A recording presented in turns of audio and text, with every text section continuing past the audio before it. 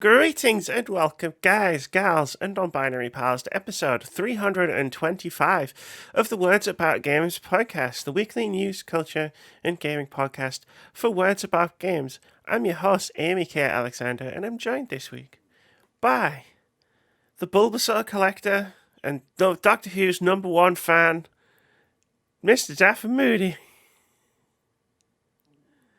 Even though you can't really see or tell that they're Doctor Who's. But hey, They're all Doctor hello. Who's. Hello, everybody. It's Monday. You know what that means. Peace out. I'm out. Bye. Haven't even started. Yeah, that was early. I hope everyone's well. No. I know that's for a fact. One person here is not well. I don't know which side to go, so I'll just go. What a week! You're left, I think. You're left. That side? That's right. Other way. So to my right or to my left? To your left. Okay, that one. There we go. Hello. That box. How are you? I'm good. I'm a lot better now than I was. I got a story. We can do this as a story because. It's up to you. Holy shit! What a week. It was funny. I started off on Tuesday. I was replying to a message. Messaging people like backwards and forwards. It's one of those kind of like message chains where it's like we only like talk to each other like once every couple of weeks. Like I'll send a message and then I won't get one back for a week or two, and then I'll forget to send one. You know what I mean? Yeah. So it's always, every message is always, so how have you been recently? And it was like Tuesday I was replying to it, and she asked, oh, like, have you gotten back into a rhythm? Because obviously I've been sick a lot, like, the last couple of months. And it's been annoying me, like, because I haven't really been able to get into a rhythm with anything. Yes. And she said, oh, so how have you been? You've been getting back into a rhythm. And as you know, Moody, like, from the few weeks previous to this week, I was like, yeah, I've been getting back into a rhythm. I've been streaming, like, regularly again. And, I'm working on a video and I'm doing some other stuff. Yes. So, yeah, no. And I haven't been sick for at least a month. And then, like, 2 days later, I knew I was in trouble. I woke up and I was like, ooh, when you feel the like little bit at the back of your throat and you're like, yeah, oh, I'm getting sick. This was like Thursday morning. And I was like, this is happening. And then by Thursday afternoon, I was like, okay, I'm sick. Like, I'm not getting sick anymore. I am now sick. But, it doesn't feel too bad right now. By Thursday nighttime, it was bad. And I was like, okay, that was fast, but I've hit the bottom rung of the ladder. Like, I've fallen down the ladder and my chin's hit like every rung, but I've hit the bottom now, and now I'm just gonna ride it out and get through it. So on Friday morning, I woke up to the sound of the toilet door going. It was like 7 a.m. and everything was wet on my bed. Like the sheet was damp. All 4 pillows were damp. Both sides of the duvet were damp. So at some point in the night, I sweated through the duvet and then flipped it over to try and get the dry side, and then sweated through that as well. Did you flip your pillows over as well? I flipped all my pillows over because I only used 2 at a time. I used all 4. And I looked at my watch because I wear a smartwatch. It tracks my sleep, so I wear it through the night. And I looked up my stats on my watch, and it said I had 35 minutes sleep between 6:30 a.m. and like 7 when I got woke up by the door. I basically, like, because I had something on in the background on the TV, and I had like the lower lights on like all night, and I just left it all on, and like I had literally not slept. Like, I'd been in bed, lying there, tossing, turning, in and out of reality, Yeah. but I had not slept at all. So it was Friday morning, and I was like, well, I don't think I'm going to work today. I better call him. So I did. And then I was like, okay, so now I feel terrible, and I haven't slept, and I can't get to sleep because my temperature is so far all over the place that I can't get comfortable. So Friday was an ordeal. And like I had so little energy if I was like lying in bed, which I did for I spent most of the day scrolling through TikTok, Instagram, and Twitter on like a rotation. When I got bored of one, I switched to another one, and that was all I could do. I just had my phone on me, like I couldn't even get up to. At some point in the night, Amazon Prime had done that thing where it was like, "Hey, are you still watching?" And I couldn't even be bothered to be like, "Yes." So I just let that die. And then, but I had so little energy that I was like, if I was lying on my side and I was like, "Ooh, I'm uncomfortable lying on my side. I need to flip to the other side." I had to do it in stages where I'd like flip myself onto my back, and then I'd just lie on my back for a bit, and they'd be like, "Well, I'm stuck here for the next 15, 20 minutes." Then I go, oh, and then I get to the point where I'm like, "Okay, now I can complete the maneuver," and then I'd like flip things onto my side, and I'd be like, "Yep, there we go." Paradise. So like, I got through Friday, and then at some point I went downstairs. I was like, I need food. I can't make anything. Like, I don't even think I had the energy or the mental faculties to make cereal. So I was like, I'm just going to order some food. So I ordered some food, and I was like, if they come to the door while I'm up here, I'm not going to make it to the door in time before they're like, "Oh, there's nobody here." So I sat downstairs, and I had a glass of water on a table in front of me. And this is how I know that I definitely like found a new bottom. Was I put the glass down, and I took a drink out of it, and I put it down, and it's hard to describe like what I was seeing.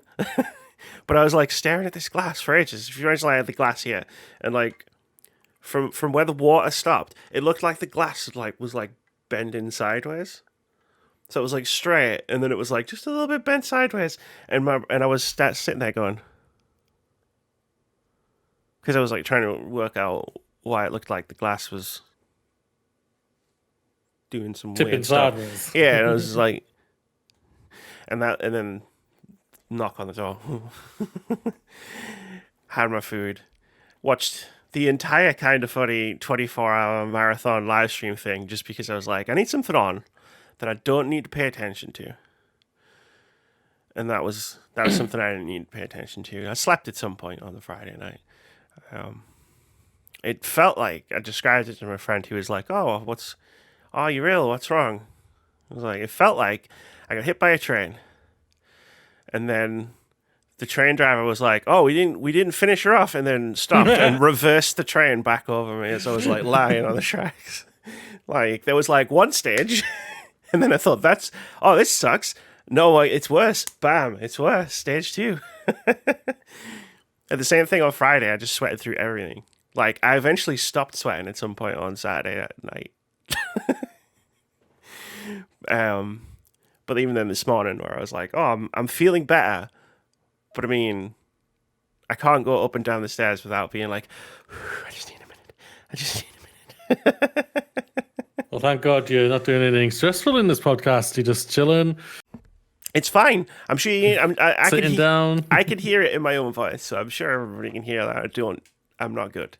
I'm not 100%. You don't sound the best. No, you're not 100%. Not 100%. Well, the Thursday morning was really funny because I had loads of appointments on Thursday morning. So I did my voice training on Thursday morning. I bet that was funny for you. Well, I bet that was an interesting experience. So luckily, I've been working on this Dishonored 2 video that might be a little bit delayed now because I was a bit too out of it to edit the video. Like, I've shown the first couple of chapters to a couple of people. I just haven't looked at it yet. Yeah, and like the feedback I've gotten off of them is like, okay, yeah, it's already quite demented. Like, if I'd have worked on it when I was staring at a glass, trying to decide if it was bent or not, that would have made it a whole lot worse.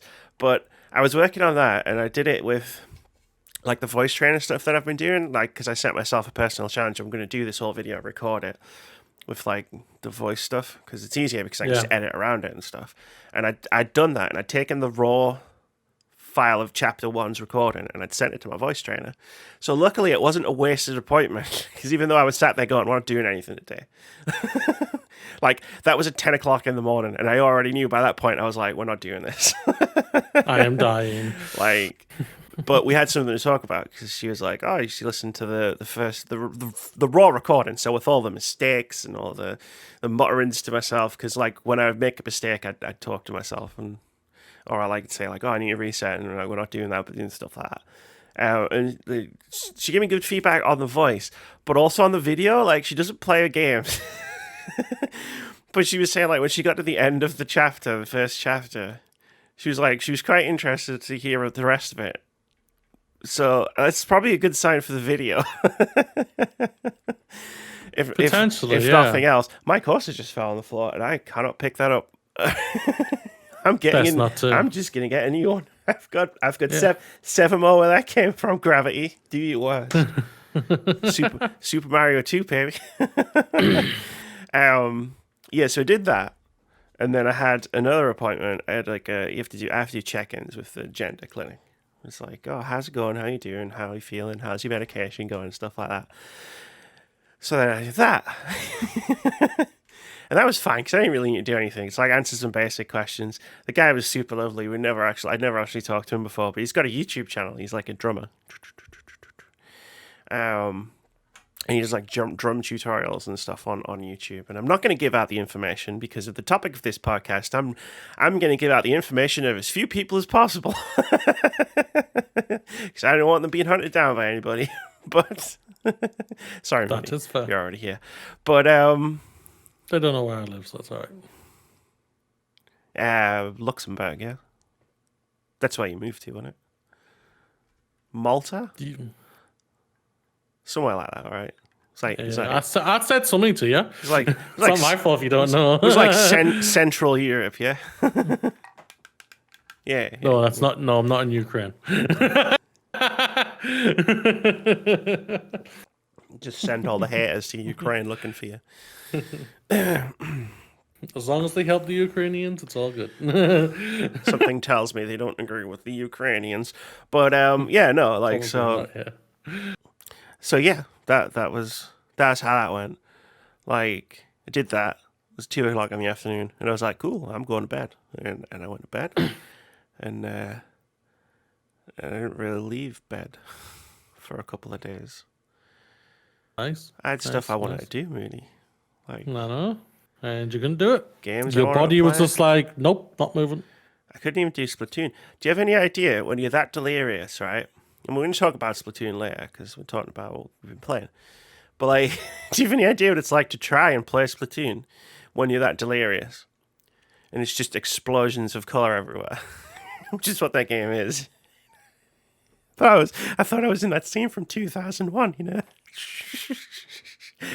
Yeah. All I was trying to do was splat some ground with some ink, and it was like having a fucking existential crisis. You've already had one of those, Amy. So I put the Switch away. It's fine. I put the Switch away. I was playing it before, and I'm fine now. I was playing Salmon Run for about 3 hours before, so it's fine. So that was my week. That was my story of my week. No food related stories. My week's been all right, like I say. The pottering on at work and everything like that. Do you work on any of your games? I'm still do the thing. Okay.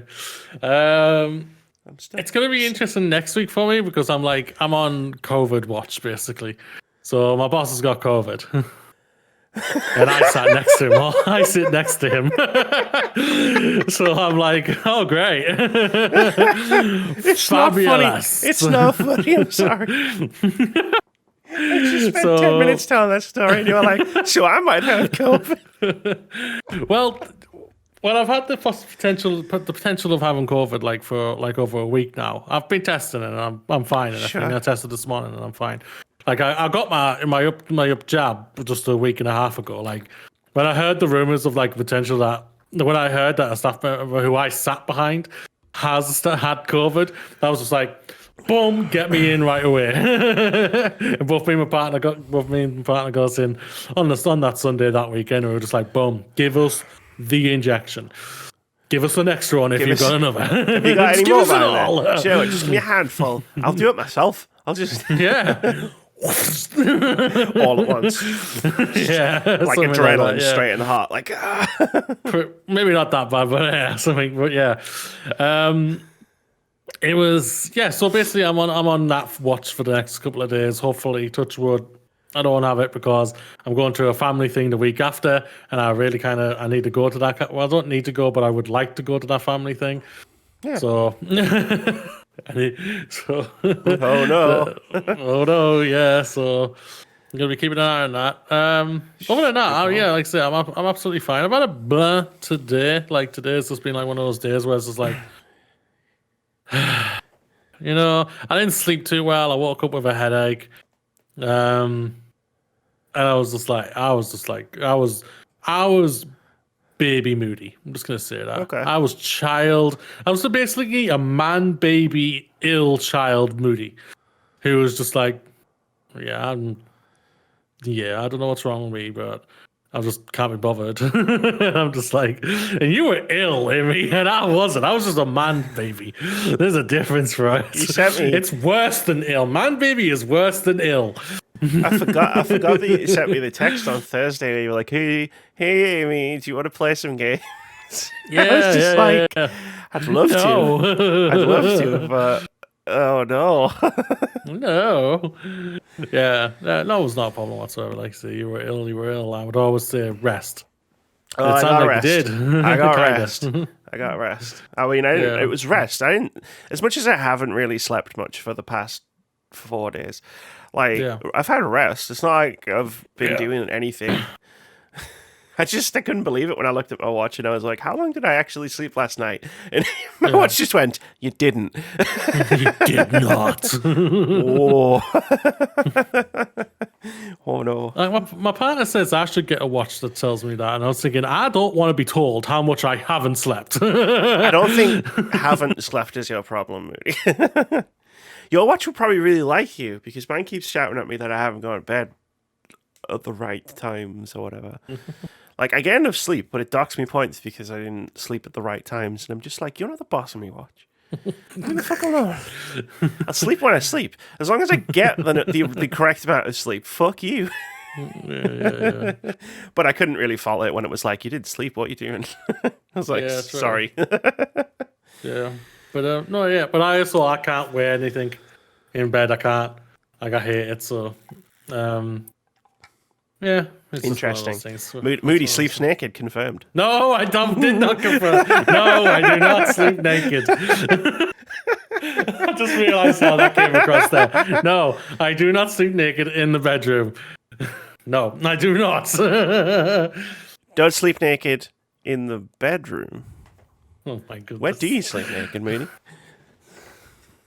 I'm loving this. We're going down the rabbit hole now. This is the podcast. This is what I got for you. I don't. Who remembers the COVID podcast? It's gonna be like that, but right from the beginning. You know that seat you sat in the back of my car? There. Nice. I thought it felt a bit weird, like, but that's fine. That's fine. Hey, I don't judge. That shit. You do you, and I'll do me. Yeah. I'll do me, yeah. And we'll both have great lives. Is there someone breaking into your room? You keep chatting. Oh God, no! I can't carry this by myself. How's the weather been for you all out there recently? I don't know, like, head empty, no thoughts. Did anyone watch Star Trek recently? I was good. I watched it this morning. It's pretty good. Yeah. Please don't do that to me today. I heard Star Trek. I watched Lower Decks. I watched Lower Decks. Right. I watched Lower Decks. We're starting. Yeah. We haven't got time to do a 10-minute Star Trek interlude today. There's always a time to talk about Star Trek. No. We started early today for a reason. That reason was you wanted to, I guess. Hey, we would have started normal time if I didn't ask this. If I wasn't off sick. And does that as well. Yeah. Yeah. A pair of shorts on my bed. I don't know why they're there. Powerpuff Girls shorts. Do you sleep naked? I'm sure the internet would love to know the answer to that question. Look, Powerpuff Girls. Nice. Don't know why I don't know why I've got my phone there. They were my £4. phone has got internet, so. They're too big. I need to take them in, but like they were the only ones there. Like they were these are like size 22, which is much bigger than my size. But then like the only other size they had was 10. So I was like, well, if I buy the 22, and my friend can like do clothes alteration things, so she can like, bring them in. And then I got loads of socks, which I've been meaning to like post pics of, but I hate wearing socks. I've been meaning to do a lot of things. So you'll hate these then, Rudy, because they're thigh high socks. I really like thigh high socks, but it's really difficult to get thigh high socks that actually go up all the way on me because I got big legs because I'm tall. Mm-hmm.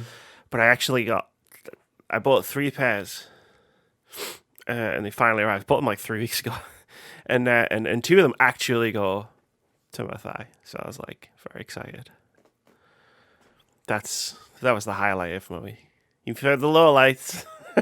My highlight, socks. Part 2 of Is Amy an Adult Now?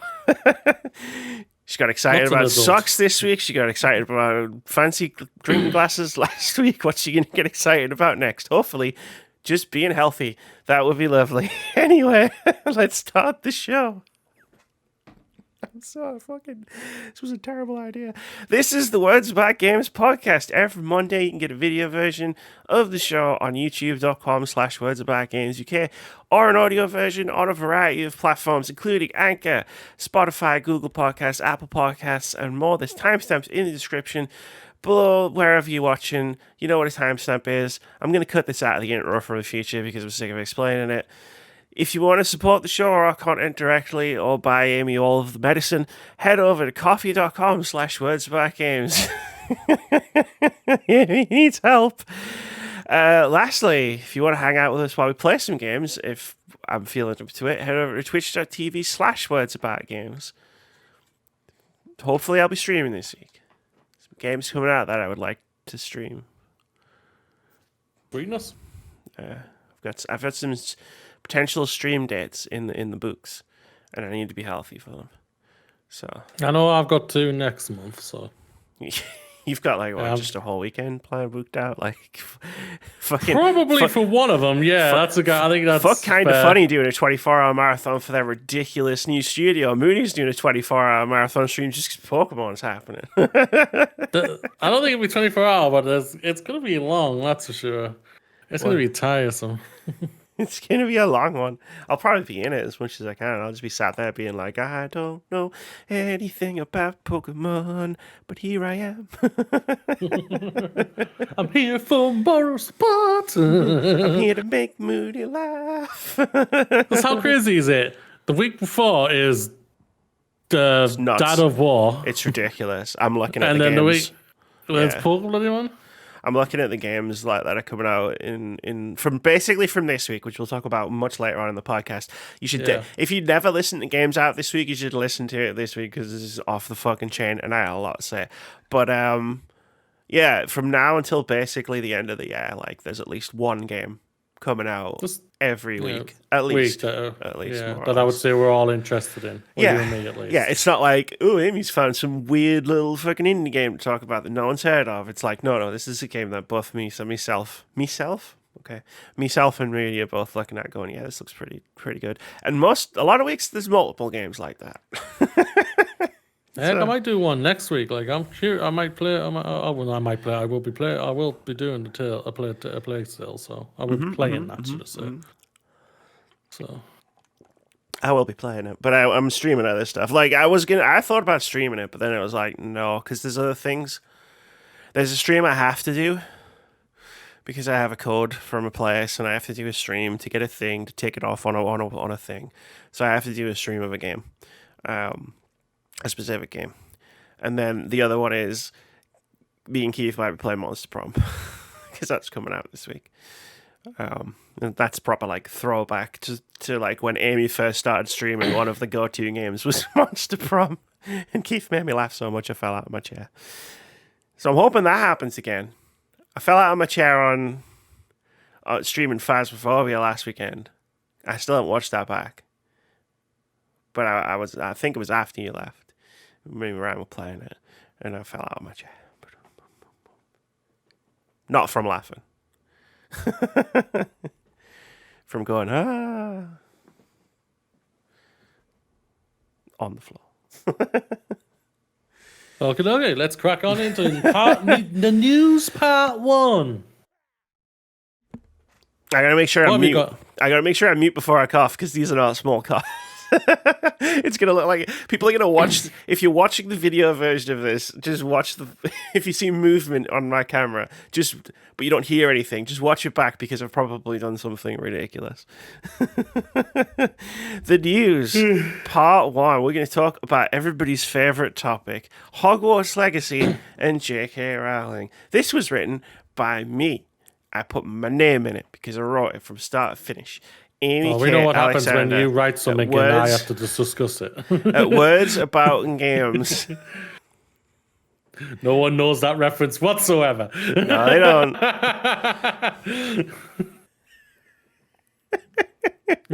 The last episode. And I wrote... I don't know if I'm in the right headspace to talk about any of this stuff, so this should be interesting. Mermaids, a charity in the UK that supports transgender, non-binary and gender-diverse young people, has temporarily closed its support helpline and announced a reduction in its operating hours after being targeted by Harry Potter creator J.K. Rowling. I wrote this last week. They're actually open again now, but that comes up later. On Thursday, October 6th, after facing a barrage of abuse directed at their helpline, Mermaids issued the following statement on Twitter, quote, Due to intolerable abuse, we have made the decision to close the helpline and web chat services for the rest of today and tomorrow. Next week, to enable us to take all volunteers off the rota, we will reduce hours to 9 a.m. to 6 p.m. only. We do not make this decision lightly, but our duty of care towards staff and volunteers necessitates a harm reduction approach to protect our dedicated staff and volunteer team. We hope to be able to resume normal working hours as soon as possible, end quote. I got this from the Mermaids website, which says the helpline, quote, offers emotional support, a gateway to the parents and teens forums, information about current legislation and protections under the law, plus signposting to the training and legal departments, as well as resources, end quote. Those spurred into action by Rowling have taken it upon themselves to call the helpline and subject the people running it to sustained abuse. This news came on the same day that the UK Home Office released new statistics that showed a record increase in hate crimes between the 2020 to 2021 and 2021 to 2022 periods, with hate crimes related to sexual orientation up 41% and hate crimes targeting transgender people up 56%. As of last week, which is the week we just done, the Mermaid support line is still operating at reduced hours. It's closed on Wednesdays. It's mostly volunteer run. That's what I've been saying. So there's a whole lot of baggage when it comes to this whole thing, when it comes to J.K. Rowling and everything. Let's just be frank here. We know this. And the whole Hogwarts legacy thing and everything. It doesn't help that we got a bigot of a Home Secretary who's tweeted out today to say policemen should stop talking to trans people, saying they're getting hate crime when it's not a hate crime. I'm thinking, you absolute fucking bigot, and you fucking help us, please help us, seriously. And it just gets even worse and worse. And then you've got one of the most influential people in society who created one of the biggest franchises of all time, love or hate it, dislike it or not like it, either way, like it or not dislike it, either bloody way, it is one of the biggest franchises in the world. This franchise has probably even helped people realize who they really are inside and everything like that, which blows my mind even more when it comes to this whole thing, this whole tyrant fucking charge that J.K. Rowling has going on right now. She's completely lost her mind. She really, really has. And because of her power and because of her money, basically, and influence that she has, she's able to do these terrible things. And then she complains when some trans people have verbally abused her before. Or she states they've come for her and everything like that. Yeah. We don't know if that's true or anything like that. Either way. I mean, she's like such a big presence just in general. Like, she's definitely had people come to her with death threats and hate and abuse, which is inexcusable regardless of who you are. Yeah. Yeah. And then for her, but this is the thing about it. She's suffered all of that before. Like, she suffered a terrible first marriage. She's stated on this before on multiple occasions and everything. And she sets out and calls on her people who support her and are on her side to attack this mermaid charity who is there to support transgender, non-binary, gender diverse young people who are trying to just find out who they are.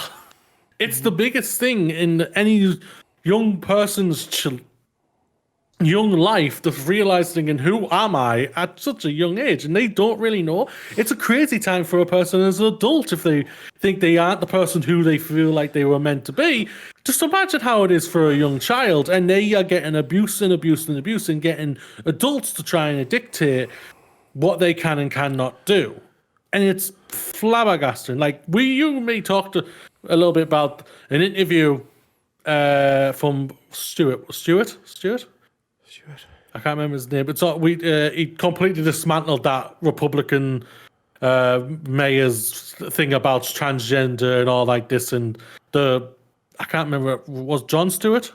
Oh yeah, Jon Stewart, yeah. That completely dismantled her like that, and it was amazing. Because the thing about these people don't use facts; they just 9 times out of 10 it's fucking religion these days. And whoever your religion is, it's none of my bloody business. But just don't try and hurt other people when they haven't done anything about they don't even say anything about you. It's none of your business, right? But at the same point, it's like, stop making it my business. Like, don't use your religion to like beat me with your fucking beliefs and shit, right? Like, I don't give a shit what you believe.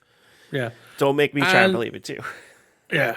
And so then we get to, there's a whole lot of thing here, but we get to the main thing that I think crucial for a lot of people who would like say what you and me talked about at the beginning of this podcast, in the middle.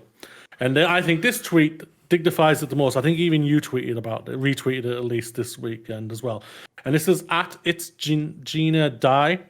Her tweet is, because I want to quote her properly here. This is why, quote, I can love Harry Potter without supporting her views is a problem.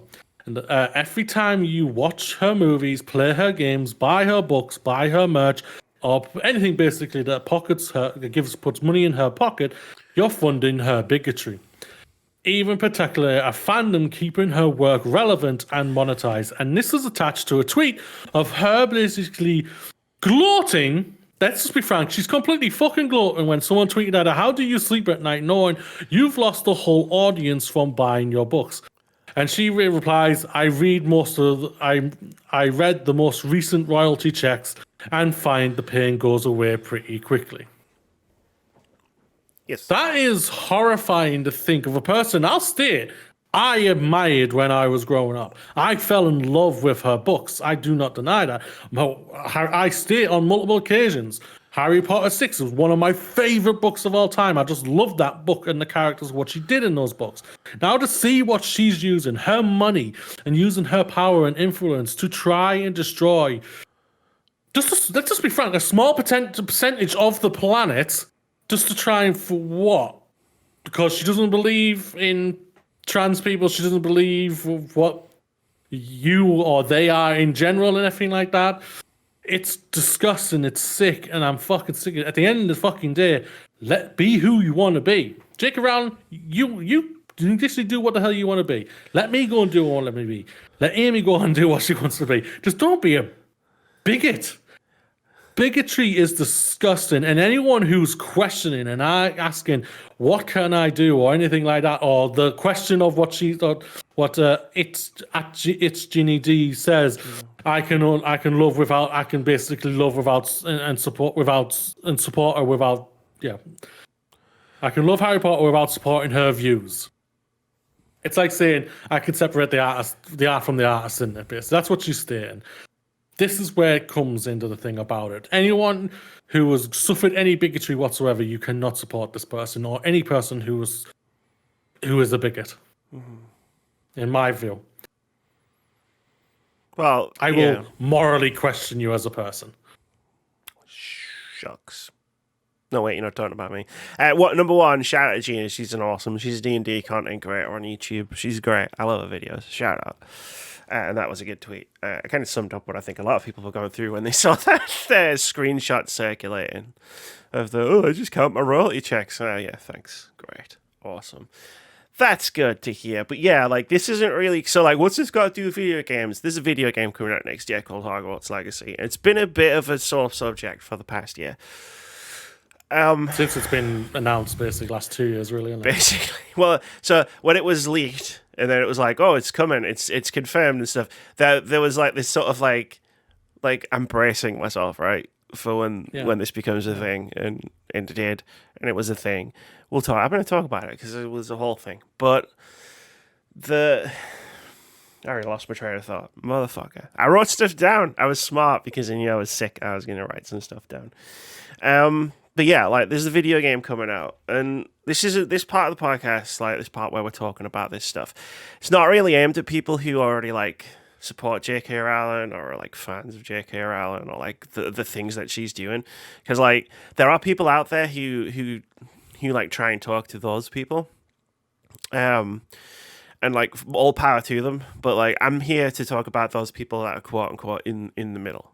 You know, they're doing the death of the author thing, which doesn't apply when the author is still alive and doing the things that they're doing against people like me.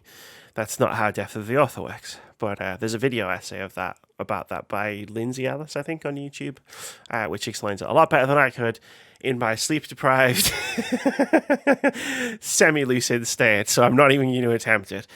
Like, what I want to talk about is, like, back in February, we did a podcast which started similarly to this one, which was talking about J.K. Rowling and what she's doing, and Harry Potter and Hogwarts Legacy.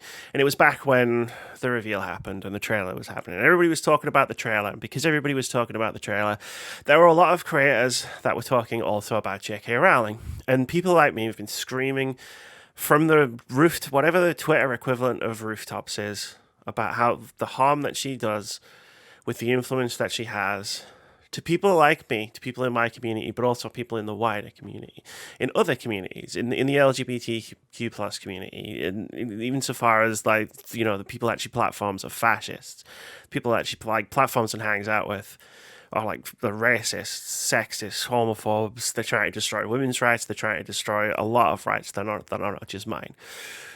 And we talked about this. I can't remember how much we talked about it on podcast, but we talked about this a lot off podcast back at the beginning of the year, which was how many podcasts, channels, videos, content things that I had watched by people I follow and respect who are big as far as content creators go, people who are just friends of ours, and how much of that stuff I watched just because I wanted to see what the discourse was.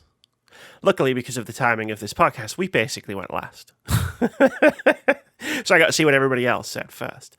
And the amount of disappointment I felt, I don't know if I could have properly measured it back then, but it was a great deal of disappointment that a lot of people I respect, or a lot of people I even would call friends, like, they all took the similar position, right? Of, like, oh, well, you know, I'll say fuck J.K. Rowling here and now, but then I'm still going to talk about the game, and then I'm going to declare that I'm going to buy the game. Like, I never understood that part. This is going to be a weird tangent, a wandering thing, because my brain is fried.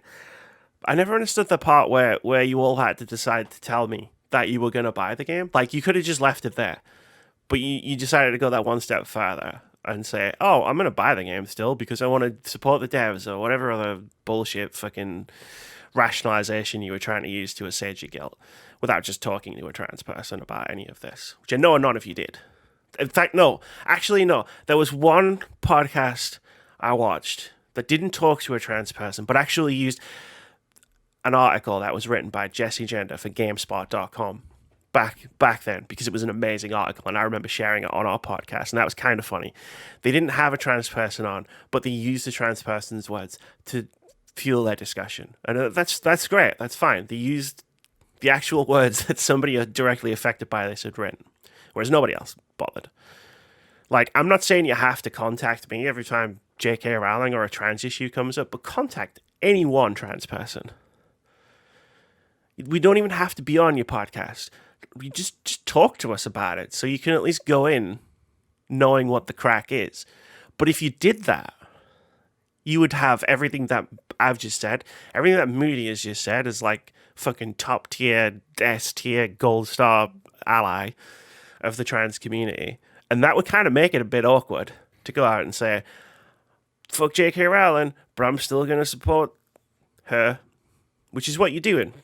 Like, there's no middle ground to be had here. Like, J.K. Rowling has huge societal influence because of how popular Harry Potter is as a franchise. Hogwarts Legacy is a big part of that. You know, like, the film franchise isn't around anymore. The spin-off film franchise is not doing great. You hate to see it. But this video game coming out could be like a big boost to her societal influence. And if you're going to participate in that, just saying, oh, well, fuck J.K. Rowling isn't really that helpful to me. You know, like, I'm going to get hate crimed in the street, but you took a stand by supporting the bigot, but saying you didn't agree with what she said. I'll remember that as the boot comes down on my face. And people are going to think, oh, she's just exaggerating when I say things like that. But one, I mean, the whole point of me writing the story the way that I wrote it was because when we talk about the harm caused by J.K. Rowling, I feel like we were a bit vague when we did it a few months ago, whereas this time, obviously, here are facts and figures. 56% higher in the last 12 months than the previous 12 months. Those are the hate crime statistics in the UK against transgender people. 56%.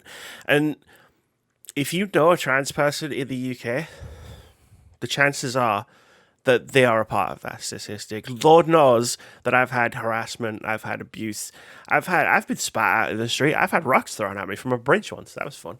That has all happened to me, like, in my life. And that's the kind of thing that is perpetuated by one of the most popular people, popular, you know, whatever, by one of the most recognizable people, like, in this country, at the very least in this country, if not the world, who can go out and empower people to go and do that to people like me. And if that upsets you, that I'm saying that, and I'm calling you out directly for this, because this section is kind of a subtweet to a lot of people, and even some people I know, like, personally. And if that upsets you or that offends you, tough, because at the end of the day, I'll weigh your hurt feelings against the real world abuse and harassment and hate that people, that my trans siblings suffer, and I'll be fine with hurting your feelings if it helps get the point across, which is you can't support Harry Potter without supporting J.K. Rowling. You can't support Hogwarts Legacy without supporting J.K. Rowling and everything that J.K. Rowling does with the platform that she has, which is huge because of Harry Potter. It's the reason she's relevant. I'm sorry it's happened this way. Like, I've said this on the podcast and on social media multiple times. I am genuinely sorry if you love Harry Potter or Harry Potter is an important part of your life and that this has happened, because it sucks. But it has happened. And unfortunately, now we all have to live with it. Apart from the people who get hate crimed. Yeah, there's no doubt about it. Like, and I just want to state this to anybody who says, should they say she's had no influence on the game here? One, the game exists. That's an influence and it's just its own right. But two, she's fucking J.K. Rowling. She protects her property to the highest degree. Warner Brothers don't own Harry Potter. She owns Harry Potter. They had to go through every single fucking thing about everything she does that they want to do for Harry Potter. She have to get her to sign off on it. So everything they've created at Rocksteady. Portkey Games. It's a special. No, studio. are they called Portkey Games? Are they? Yes. Okay, I thought it was Warner Brothers, like Rocksteady doing or something like that. Okay, either way, they saying that she's had no touch on the game. I do not fucking believe that. Don't listen to him because it's bullshit. By a mile and a half, it is complete and utter bullshit because she has final say on everything when it comes to her characters, to the world she's created, and everything. You do not understand these things whatsoever. Avalanche Software. My mistake. Pardon? It's Avalanche Software. It's my mistake. Oh, okay. Yeah. I think Keyport thing is something with her label. Yeah. It's the stupid thing. Yeah, label. Yeah, she has final say on this. She always has, and whatever. This is the thing about. We can tell the bigotry just in the game story you're fucking alone. So that should tell you everything about the person, even more. Yeah, and I'll still say it. The game looks shit. It doesn't look great. People are complaining about fucking Gotham Knights being freaking 30 frames per second. This looks fucking less than 30 frames per second, mate. Who was it I saw? It was either I think it was Nat Clayton, or it might have been Sam Gray. Someone on Twitter said over the weekend, called Hogwarts Legacy over the weekend, Tory boarding school simulator. Oh my fucking god, that is spot on. That's it. That's amazing. That's it. Yeah. That's it. All right, I'll state it. You buy this game, you're a fucking Tory. For all of our non-UK friends who don't know what that means, for all our United States friends who don't know what that means, Republican. there you go. There it is. At the end of the day, J.K. Rowling not only does all of this stuff to trans people in the trans community, or enables it, even if she's not doing it directly. Like, the people that she shares her platform with and the people that she supports are horrific. Like, she was talking about how cool Matt Walsh's latest video was not that long ago because it was a dig at trans people. And, fucking Matt Walsh made a video trying to find the youngest age of consent in the world, around the world at one point. So, that seems like this is how potent this whole thing is when it comes to the trans rights and everything like that. And J.K. Rowling, and we'll throw in fucking Matt Walsh here as well. That an amazing child called Jesse Gender put out a fucking, I won't lie, 4 hours long. But I saw 4 hours thinking, I watched it. Yeah. Oh, this is gonna be long. Yeah, it's been taken down. Yeah. Because someone on Matt Walsh's freaking side, or a fan of his fucking video, what he did and everything like that, basically put a strike on it, and YouTube have took it down because of it. Over complete bullshit. I won't lie, Jesse, I love you to bits. I think you've made chance with it. 4 hours is still too long. You can just leave and come back, right? You can just leave and come back. You spent 3.5 hours watching one Lord of the Rings film. 4 hours, actually. But, there you go, then. It's a fucking Lord of the Rings film. Just sit down, watch the cool videos. I can't right now. I can't. But no, yeah, that's just how deep this goes, though. Her, him, and the fucking audience. The bigotry is disgusting. And if you support this, I'm not gonna lie. What the hell, man? I have to ask anyone just thinking. I saw like a friend of mine is thinking that a friend of ours was saying, if this was on race, what would I do then and everything like that? And I was thinking, you have to ask that yourself. You have to go and speak to a person who is a trans person and ask this yourself. What's the question? What are you trying to? What are you trying to get into? What are you trying? What do you want from this? Would you support this if she was attacking people of color? What would you do then? Would you still say I can separate the art from the artistry? What if it was a person who was Hispanic? Would you be able to separate the art from the artistry? Come on, people. It ain't rocket science here. She's hurting everybody except white people. But the But she doesn't see you. I don't mean it in a nasty way towards you. You know I know. that. Oh But God, she doesn't no, see you. I know that. I know there's a hierarchy to the whole Yeah. thing. It's like I have privileges just because I'm white, even though I'm also transgender. Like I know there's a whole thing, but I mean, and to sort of, I don't know, summarize isn't the right word, but again, my brain is misfiring in about 6 different directions. To summarize what you just said, and without wanting to be like, I'm going to get on my high horse, like if when something comes up that's about a group of people who is not me, right? Like who is not like, am I a part of that community? No. Okay. Then what should I do about this? Well, I'm gonna go and listen to the people who this does affect and see what they say. That's just how. That's how I would hope people take what I say, and people like me, like Jessie, as we were talking about. Jessie's a fantastic YouTuber. You should go check her out as well.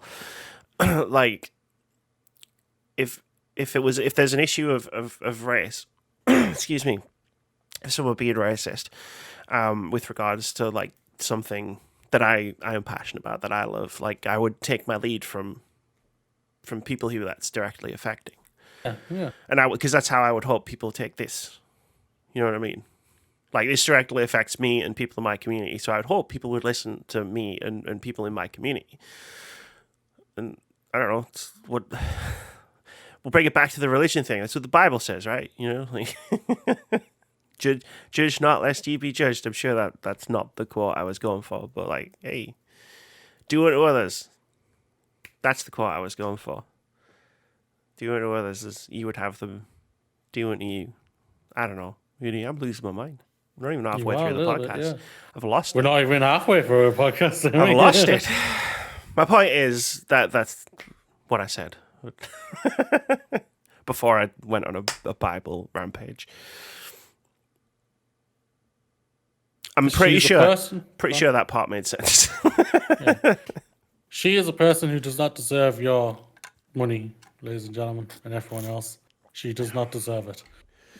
And I plead you, do not do it. Do not give her your money. And if any content creators out there are questioning this or anything like that, say, oh, okay, and maybe try and get themselves a loophole, say, oh, what if I get sent a code? Refuse the code. You could do that. It's really easy. I've done it before in the past. That's an option. It's how it works. And I expect every single journalistic site out there to have something saying before they get start the review. Because at the end of the day, the IGNs, the GameSpots, they're going to do their reviews. There's nothing they can do about that. The higher ups are going to say, you're going to do the review if you like it or not, type of thing. Yeah. It's like a corporate thing, right? Yeah, the corporate thing. As long as they have, you need to have something on the beginning of this saying, we do not support, not the bottom, the beginning. The beginning. And the end. Fucking sandwich. Yeah, beginning, middle, and end. Yeah, so we're in the middle, and then a big picture with alt text. And then maybe 10 words of review for the game.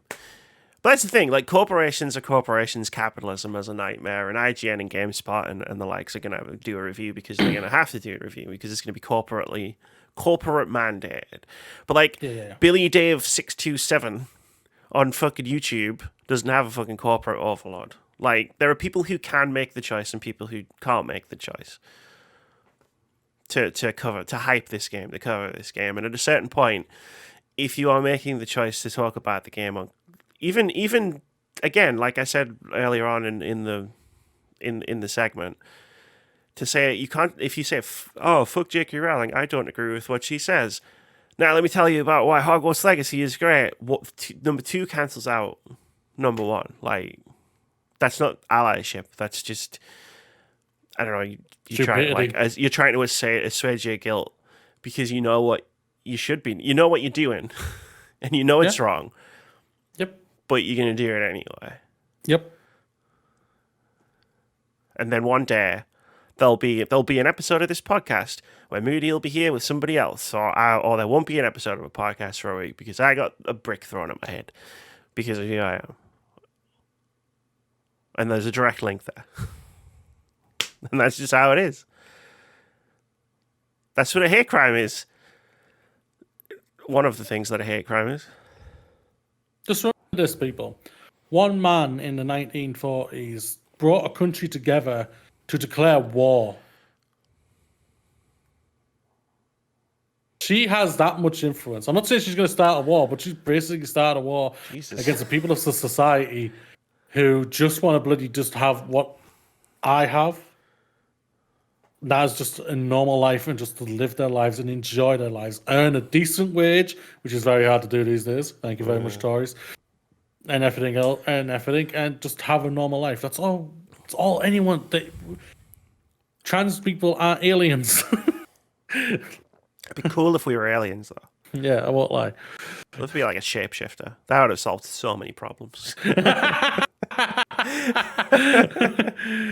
Just a changeling. A changeling. Oh man. Sorted. Life sorted. All the money I could have saved. Oh my god. All the problems that could have been solved by me just being a fucking founder. But a good one, yeah. Like but without the fascism, yeah. yeah. Without the fascism, yeah. I'd be like a rebel. No, I just fucked off and did my own thing. Like yeah.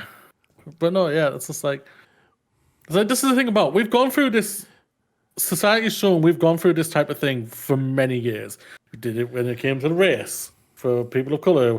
Again, white people thought, "What is this person? Is it an alien type of thing?" No, it's a human being. You just grew up on a different continent, and then you stole them from that continent and took them to a fucking America and the UK and Europe and everything like that. People who are gay, it's like gays, people, LGBTQ people have been in society for thousands of years. So has trans people. It's true. You absolute fucking muppet. Oh. But you'll accept a nonce for a prince. And you'll accept a fucking muppet as a prime minister. And a bigot as a home secretary. You'll accept a person, Trump getting put into power in 2016 as the most powerful man in the world. You'll accept freaking Putin in his war right now. Because basically we all are. Let's just be frank, we all are until he presses the red button. And then we're either we're completely dead or World War III happens. And then, what the hell? Then I'm leaving the planet. I'm just going to say, I don't know how I'm going to do it. I'm leaving. Come pick me up. I will come for you, Amy. Don't worry. Like, I just want to like speaking personally for myself for a second. Like, I just want to like have a I just want to have a chill life, Moody. I just want to play some cute video games and wear some cute clothes and just be chill. Like, you know me, Moody. I'm laid back. I just want to be relaxed as much as possible all the time, without having to worry about bigotry. And I can't because for some reason a group of people have decided that that's unacceptable. Like, when I'm out fucking clothes shopping or whatever, like, with some of my friends, like, I don't want to have to worry about drinking too much because then I'll need to go and pee, and that is one of the scariest possible things that I would have to do in public. I don't mean I'm peeing in public. I mean using a toilet. A public toilet. Like, that's a terrifying concept to me. And so I dehydrate myself when I'm out with people, like, because it's easier to just not have to pee unless I'm at home. Like, shit like that. Like, that's what goes through my head constantly. Like, changing rooms. Like, people tell me, like, oh, you could just try that on in a changing room. And I'm like, maybe you could just try that on in a changing room. But no, like, there's a chance that I could get fucking stabbed for trying that shit. I'm not going to take that chance. I'm going to buy the shorts. They're going to be fucking 4 sizes too big. And I'm going to get my friend to take them in. Yeah. And I'm going to, yeah. And that's the thing about it. Like, I know, I'll admit, like, I'm a person in an incredibly privileged position. I am a pasty white man who probably could get away with murder if I wanted to. A lot of white people have and everything. So, like, it's crap, and it's like, come on, man. Everybody just wants a normal life. Everybody just wants a freaking normal, chill life. We're not trying to become rich and everything like that. Yes, it would make a life a lot more easier. We know this, but we don't. I don't give a flying hoot like that. I'm just like, I'll happily work my 9 to 5 job to the rest of till the retirement age. to retire and chill with my partner, go into an old people's home and just chill, going, hey, yeah. And everything. And that is the dream. I have a dream, Amy. It's a very simple dream. It is a very simple fucking dream. Yeah. I mean, hey, yeah, obviously there's bigger things than where I can pee and change clothes and stuff, but like, I just want to like drill right down to things like the things that cis people wouldn't even consider as being an issue for me. It's just like fucking, I have it like having a panic attack because I need to pee and I'm in the middle of town and I can't get home. Like I fucking. Like, I went to EGX a few years ago, and eventually I had to go pee, and I did it, and I was very proud of myself. It was awesome. As awesome as peeing in a public toilet can be, I suppose. But, like, that was only because the day before I came so close to pissing my own pants because I was racing my bladder back to my hotel afterwards because it's just too stressful to even contemplate walking into a woman's bathroom, even though I have every right to be there. And all I'm doing is peeing. Like, I don't know what the fuck you transphobes think I'm going to do in there, but I'm going to park my ass on the toilet, I'm going to pee, I'm going to wash my hands, very important step, and then I'm going to leave. That's it. That's all I'm going to do in there. You're not going to dry them? Well, you know, I mean, I thought that was implied in the washing my hands thing. You know, I'll put the soap on my hands and then I'll run them under the tap and I'll do the thing. And you know, what is it? You sing "Happy Birthday" like twice or whatever. Happy birthday! While staring at the person next to me with wine, I was like, "Happy birthday to you." As long as someone goes to you, so. Happy birthday. And walks off, he'll be fine. It's not my birthday, but I'm going to accept that. Oh my God. Moody, it's halftime. I'm calling it. Where's my mouse put? There's my mouse cursor. It's time for India. That took way longer than I assumed it would. So we're gonna have we got some we got some choices to make. I don't know. I wasn't gonna stay silent. I thought you'd say your bit, and then I'd say my bit, and then we'd be like, "Cool, we've got like time." And then it's an important topic. At the end of the day, we know this fucking thing is gonna fucking sell. But the people who are saying I can separate the art from an artist, you fucking stupid. I'm gonna say that. And some of those people I'm calling stupid are my friends, and I love you as the bits. But you're fucking stupid. Yeah. Your argument is completely backwards. Yeah, it does suck that some of these people. I agree.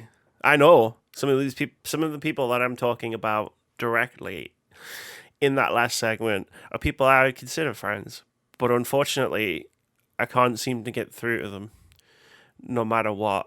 So I thought I would take a more direct approach. The next one is just going to have the title of the fucking YouTube video. It's just going to have all their Twitter handles in it. So it just tags them all automatically. That's the next direct approach I've got. Because I don't know, man. Like, at a certain point, and I mean, I'm not owed anyone's time, right? Like, or maybe I meant that backwards. Like, I don't think anybody has to, like, engage with what I tweet or watch any of my videos and stuff. But I have tweeted about this enough that at a certain point I feel like I'm just being ignored by a lot of people who follow me. You know, people who don't follow me can ignore me all they want, but like that's the way it feels. Like, oh, I'll get a like on a stupid fucking dumbass shit post I put up on Twitter from this person, like consistently, this hypothetical person. Yeah, and then like, oh, I'll tweet out about how, you know, the Mermaid's helpline has been shut down, or like J.K. Rowling's at it again, and it'll be dead silence. Yeah. And at a certain point, it just feels willful. It's not like once or twice; it's been years. So I don't know. That's how it feels. Anyway, it's time for Indie Game of the Week. This is what we do every week, where we highlight one cool-looking upcoming indie game. And we talk about how cool it is. Well, I just read some of the store description.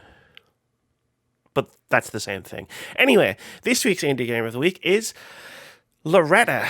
Loretta is a story-driven psychological thriller that makes the player an accessory to the heroine's crimes and leads her through a self-crafted nightmare. The story is about a woman dealing with betrayal, her husband's infidelity, relationship problems, and the difficult social situation of the 1940s. Gameplay focuses on choosing phrases in dialogue, interacting with objects, and making decisions which involve planning the murder and getting rid of evidence. The year is 1947. Laura and Walter Harris move to a farm which used to belong to his parents. Walter is a writer and Laura is a housewife. Is it Laura? Yes. Sorry. Laura is a housewife. Both are quite unsuccessful. The family is going through financial difficulties. The situation is also complicated by the fact that Walter owes money to people from New York. And although the husband keeps it a secret from his wife, Laura has a suspicion. Moreover, she suspects him of cheating. As she struggles to make loan payments, she finds out that Walter's publishing house has insured his life. In the event of his death, his insurance then would be $30,000. A plan is born in Laura's mind. Loretta is being developed by Yakov Butuzov and published by Dungeon Entertainment. It's coming soon to PC via Steam. There's a link in the description. Wherever you're listening to or watching this podcast, go wishlist the game. Go support the developers. If the developers happen to watch this part of the podcast, I'm sorry that your game came up right after an hour of J.K. Rowling talk. Sorry about that. But it's a cool game, and everybody should go check it out. So she finds out her husband's life insurance, and a plan comes to her mind. That sounds really bad. I'm not gonna lie at the same time. I don't want to spoil anything for you with the game, but I mean, the first sentence does say that the game is a psychological thrill that makes the player an accessory to the heroine's crimes. I think I might know what that crime might be. Yeah, just a little bit, yeah. Yeah, but multiples. I'm sure insurance fraud's going to come in there a little bit. I think there was a screenshot on the store page of a farmhouse on fire. So you should check out the game, though. It looks really cool. It's inspired by neo-noir stuff, so it's got a really noirish art style. And it's worth checking out. All the games that we talk about in Indie Game of the Week are worth checking out. I fucking hope so. You're picking them. I am picking them. I bet I get to see games these days. So. Just the ones that you're working on. Moody. Yeah, the order of the show is all over the place. So we're going to do something a little bit different. You have seen the document. You know everything that we have on the docket. We're probably not going to get through all of it. What I want you to do is you're going to take us where we're going. You're going to decide what we talk about next. Bayonetta 3.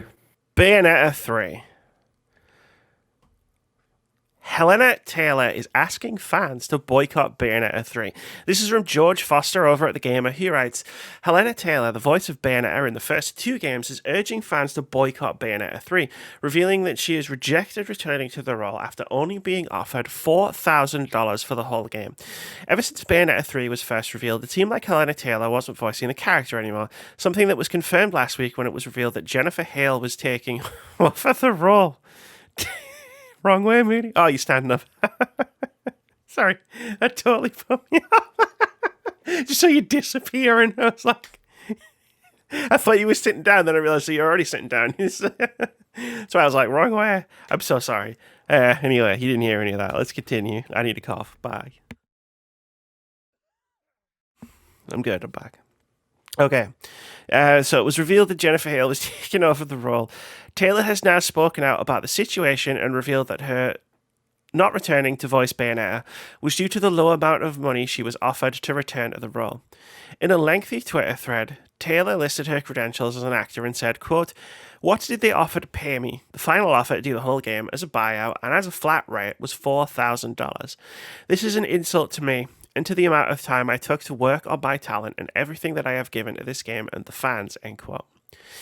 Taylor continued, urging fans of the series who care about the character to boycott the release. Quote, "I'm asking the fans to boycott this game and instead spend the money you would have spent on this game donating to charity. I didn't want the world. I didn't ask for too much. I was just asking for a decent, dignified living wage. What they did was legal, but it was immoral," end quote. There are several other video games where Taylor continued... let me try that again. There are several other videos where Taylor continues to talk about the situation, saying that she's more like Bayonetta than she thought she was as she asks those around her to fight for fairness. Taylor says that she rejected the role to stand in solidarity with, quote, people all over the world who do not get paid properly for their talent, end quote, revealing that she suffered from depression, anxiety, and suicidal thoughts over worry about being out of work if she did not accept the offer from Nintendo. According to Taylor, after being sent the offer, she personally wrote to Hideki Kamiya about the situation, and that was actually what caused the offer to be increased to $4,000, implying it was lower before. I'm guessing you're limbering up. You got some stuff to get through here. Jeez, the entitlement from this bloody woman, huh? I'm joking, people. I'm joking, honestly. That's why you didn't get a reaction out of me. These fucking voice actors fucking should just learn their place. No. This is not just an isolated incident. I'm not even talking about what Keith put in our Discord. This is something I already knew about ages ago and everything like that. This is sadly this is happening in not only just video games. This happens in animated shows, animated films, anime, the whole freaking shebang. When it comes to voice acting is poorly represented in pay and everything, and it's completely just terrifying to think of what they go through and everything. Like to think that, and this is even more crazy that like everyone knows that Inside Out 2's happening, and 2 of those stars from the original movie are not returning because they weren't going to get the pay that they asked for and everything. And even though they aren't quote unquote voice actors who are trained to like Hellena Taylor is, and other people who we're going to be talking about and I'm sure when Amy gets back. It's just disgusting when this happens and everything. And if it happens at a place like Pixar, who's going to be one of the biggest and best studios, film studios in the film industry out there, it's even worse in video games. And sadly, this is just how it is and everything.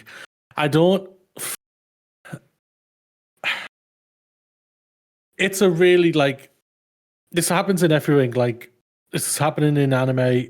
But like Mob Psycho season 3, one of the voice actors, or a couple of, I think, voice actors not returning for that. I think the main character's been recast. Other animes have all changed and everything, and it's just it's a continued crap throughout the industry. The industry needs to completely. The industry already is unionized, but it's clearly not not helping.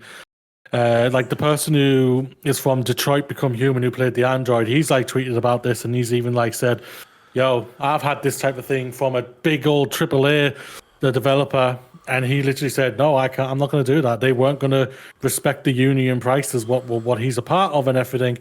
And so he left. He said no to the project, and it went to someone else and everything. And this has happened throughout the entire industry, and it continues to happen to a high stat to everybody who's a voice actor. They have an incredibly difficult job to do. They have an incredibly competitive job to go for and everything. So yes, there are companies who do pay their voice actors and voice performances, or heck, even acting performances, to a high standard and everything. Like changing the voice of a character, everything like that does not bother me whatsoever, as long as that person who's replaced is getting paid as well. But this is the thing: it's terrible to hear that this Hellena Taylor had to leave, say no because she wasn't going to get paid. That Bayonetta 3, I think she says in the video, sold 200 million copies, or earned 200 million pounds. It was hundreds of millions of dollars. Yeah, that's without that's without merchandise and everything. So it's terrible to think this, man. It really is. Like voice actors are an amazing people who work their asses off, but at the same time, they don't get paid well in this thing. They have to go to the Comic-Cons to sign autographs and hope they're going to make enough to get paid for this type of thing. They have to go and do other things as well, and could create a YouTube channel or stream on Twitch to play video games and whatnot. And hopefully your name will become at least maybe relevant enough or big enough to maybe where you probably can sustain yourself properly. Say like Nolan North, Troy Baker, potentially. I don't know their their financial situations or anything like that, but I am guessing because they're in a lot of things, they are probably better, a little bit more aware off than other people are and everything like that. So it sucks, but I hate this type of thing. And hopefully something will come from this. We'll see what happens. I was never going to be playing Bayonetta 3. The game's just not for me. But so like for Boycott on it, I was already not going to play type of thing. But it was like me saying I'm boycotting Ubisoft games. It's like, Amy, you don't play Ubisoft games. It's like, hey, good point. Good point. I mean, hey, you know what? If Bayonetta herself tells me not to play a Bayonetta game, you know what? I'll just do that. That sounds good to me. Like, hey, you know, I was excited to play Bayonetta, but like, it's just a shit situation. Yeah. Like, Platinum or Nintendo, whoever was responsible for the shit offer, which $4,000, by the way, that was obviously the improved offer. I don't even want to think about what the first offer was. And like, whoever's trying to lowball Hellena Taylor, and then it's backfired, so they're going, shit, we better get someone in. So they've probably had paid Jennifer Hale SAG-AFTRA, right? I would have thought. And they would have had to pay out more for her. There's no doubt about it's not that. Jennifer Hale's fault, like, at all. Yeah. Like, there's not, like, she wouldn't have known anything. It's not like fucking Hideki Kamiya or like a Platinum or Nintendo executive rocked up to Jennifer Hale and said, so we need you to play Bayonetta because we gave an insultingly low offer to the voice actor. Like, they obviously didn't tell her that was what the crack was. He just said, do you want to play Bayonetta? Here's some money. And she went, yeah, that sounds awesome.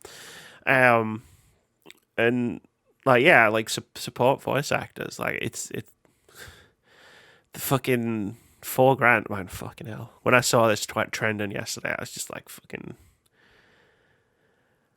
incredible. Like, I always think I can never be surprised by the games industry anymore.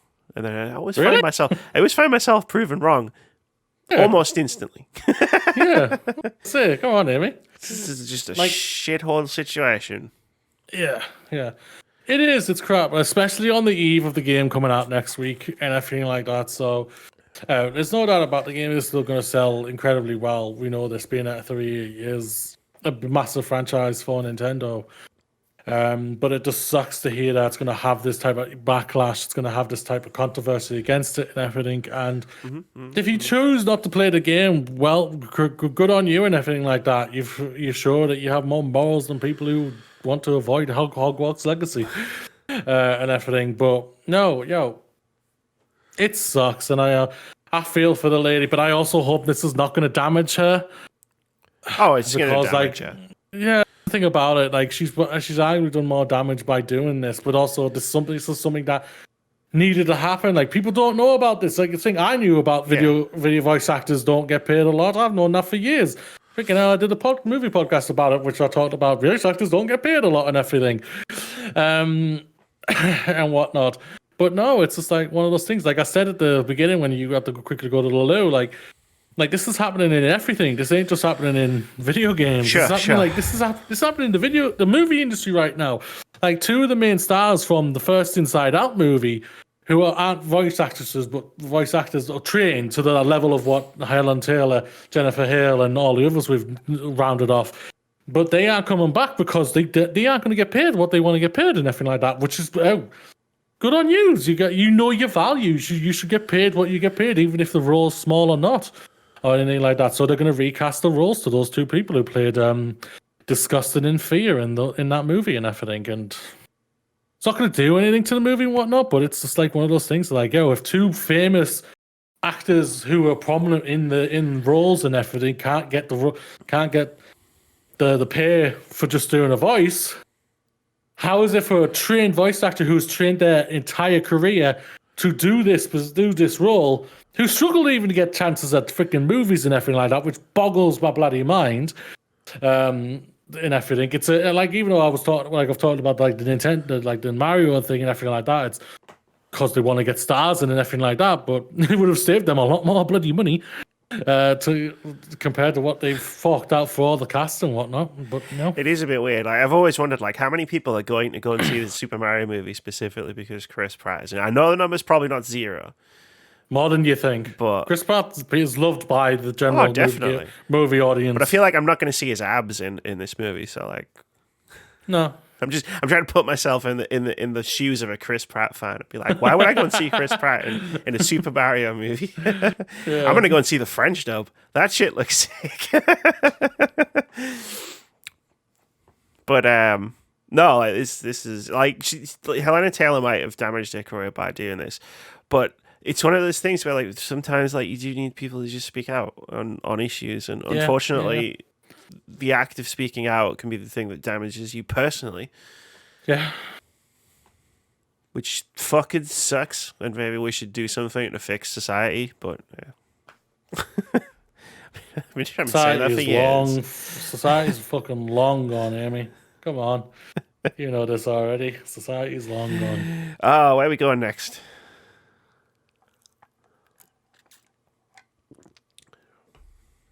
Yeah, let's stick with Nintendo.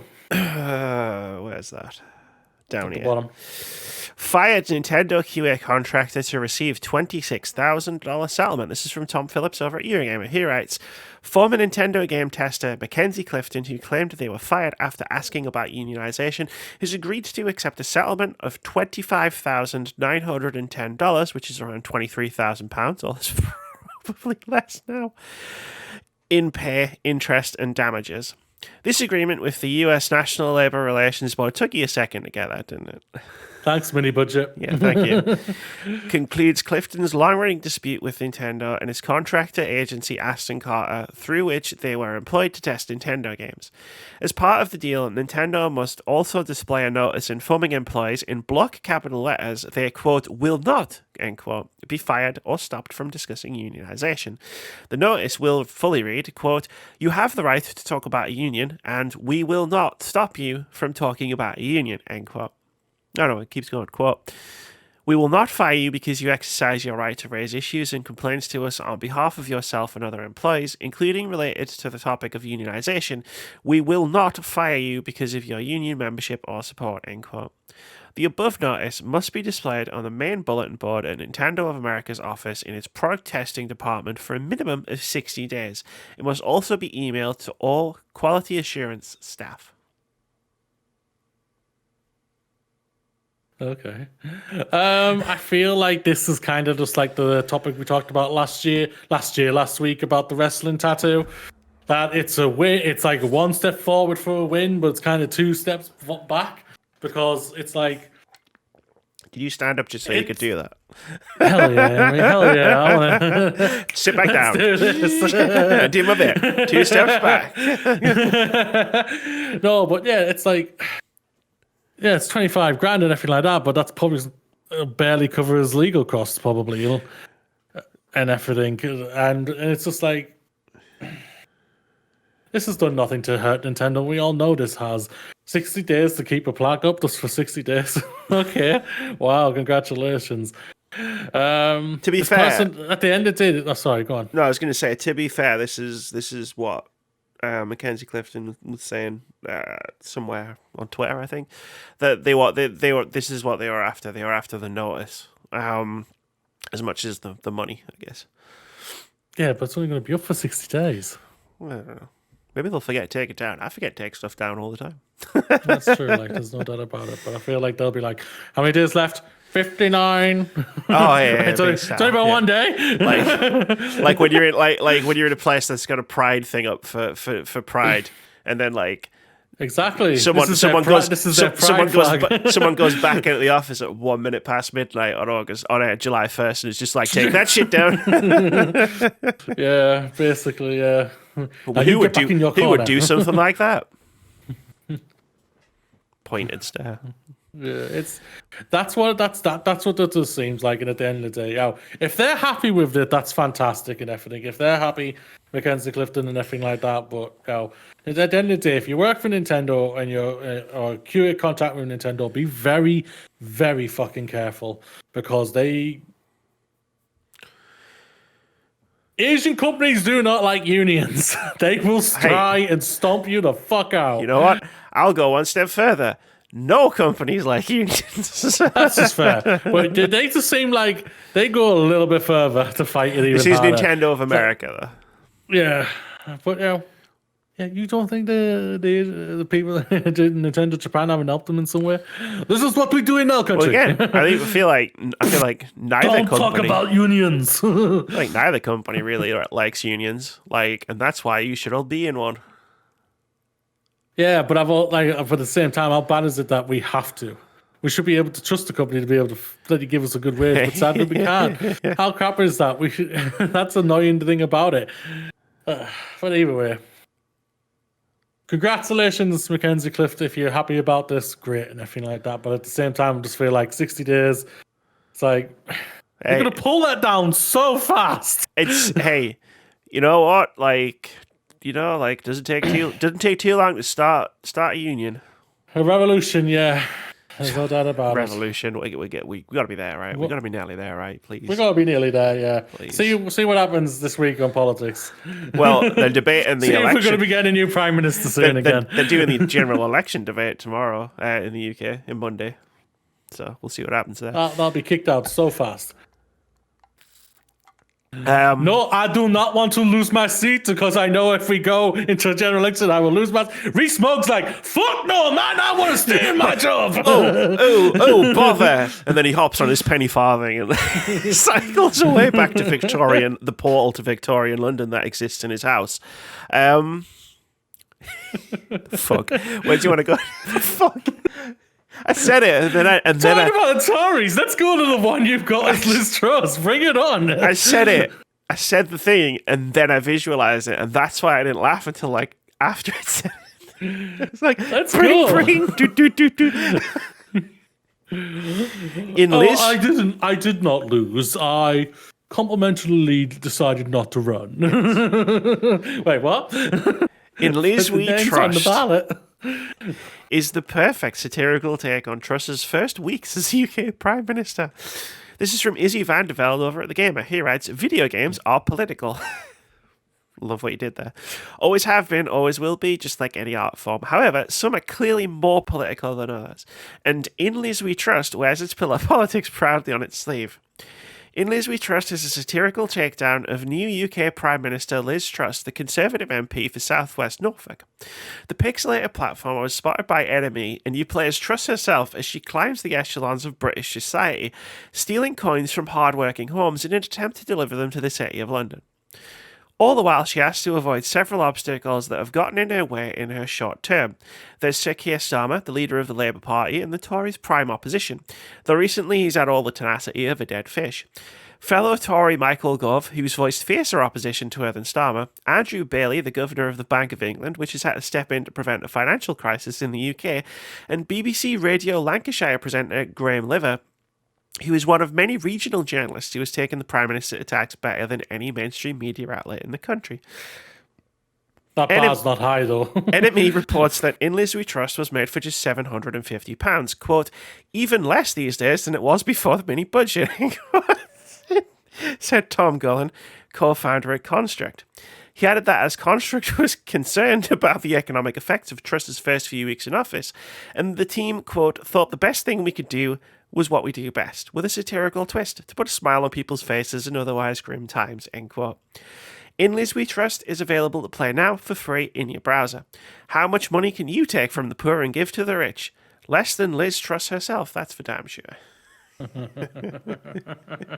This is brilliant. I haven't looked at it. I haven't checked it out yet, but I think I'm going to, just for the shits and I think we meet back up on next week's podcast. And we do a what we've been playing. We'll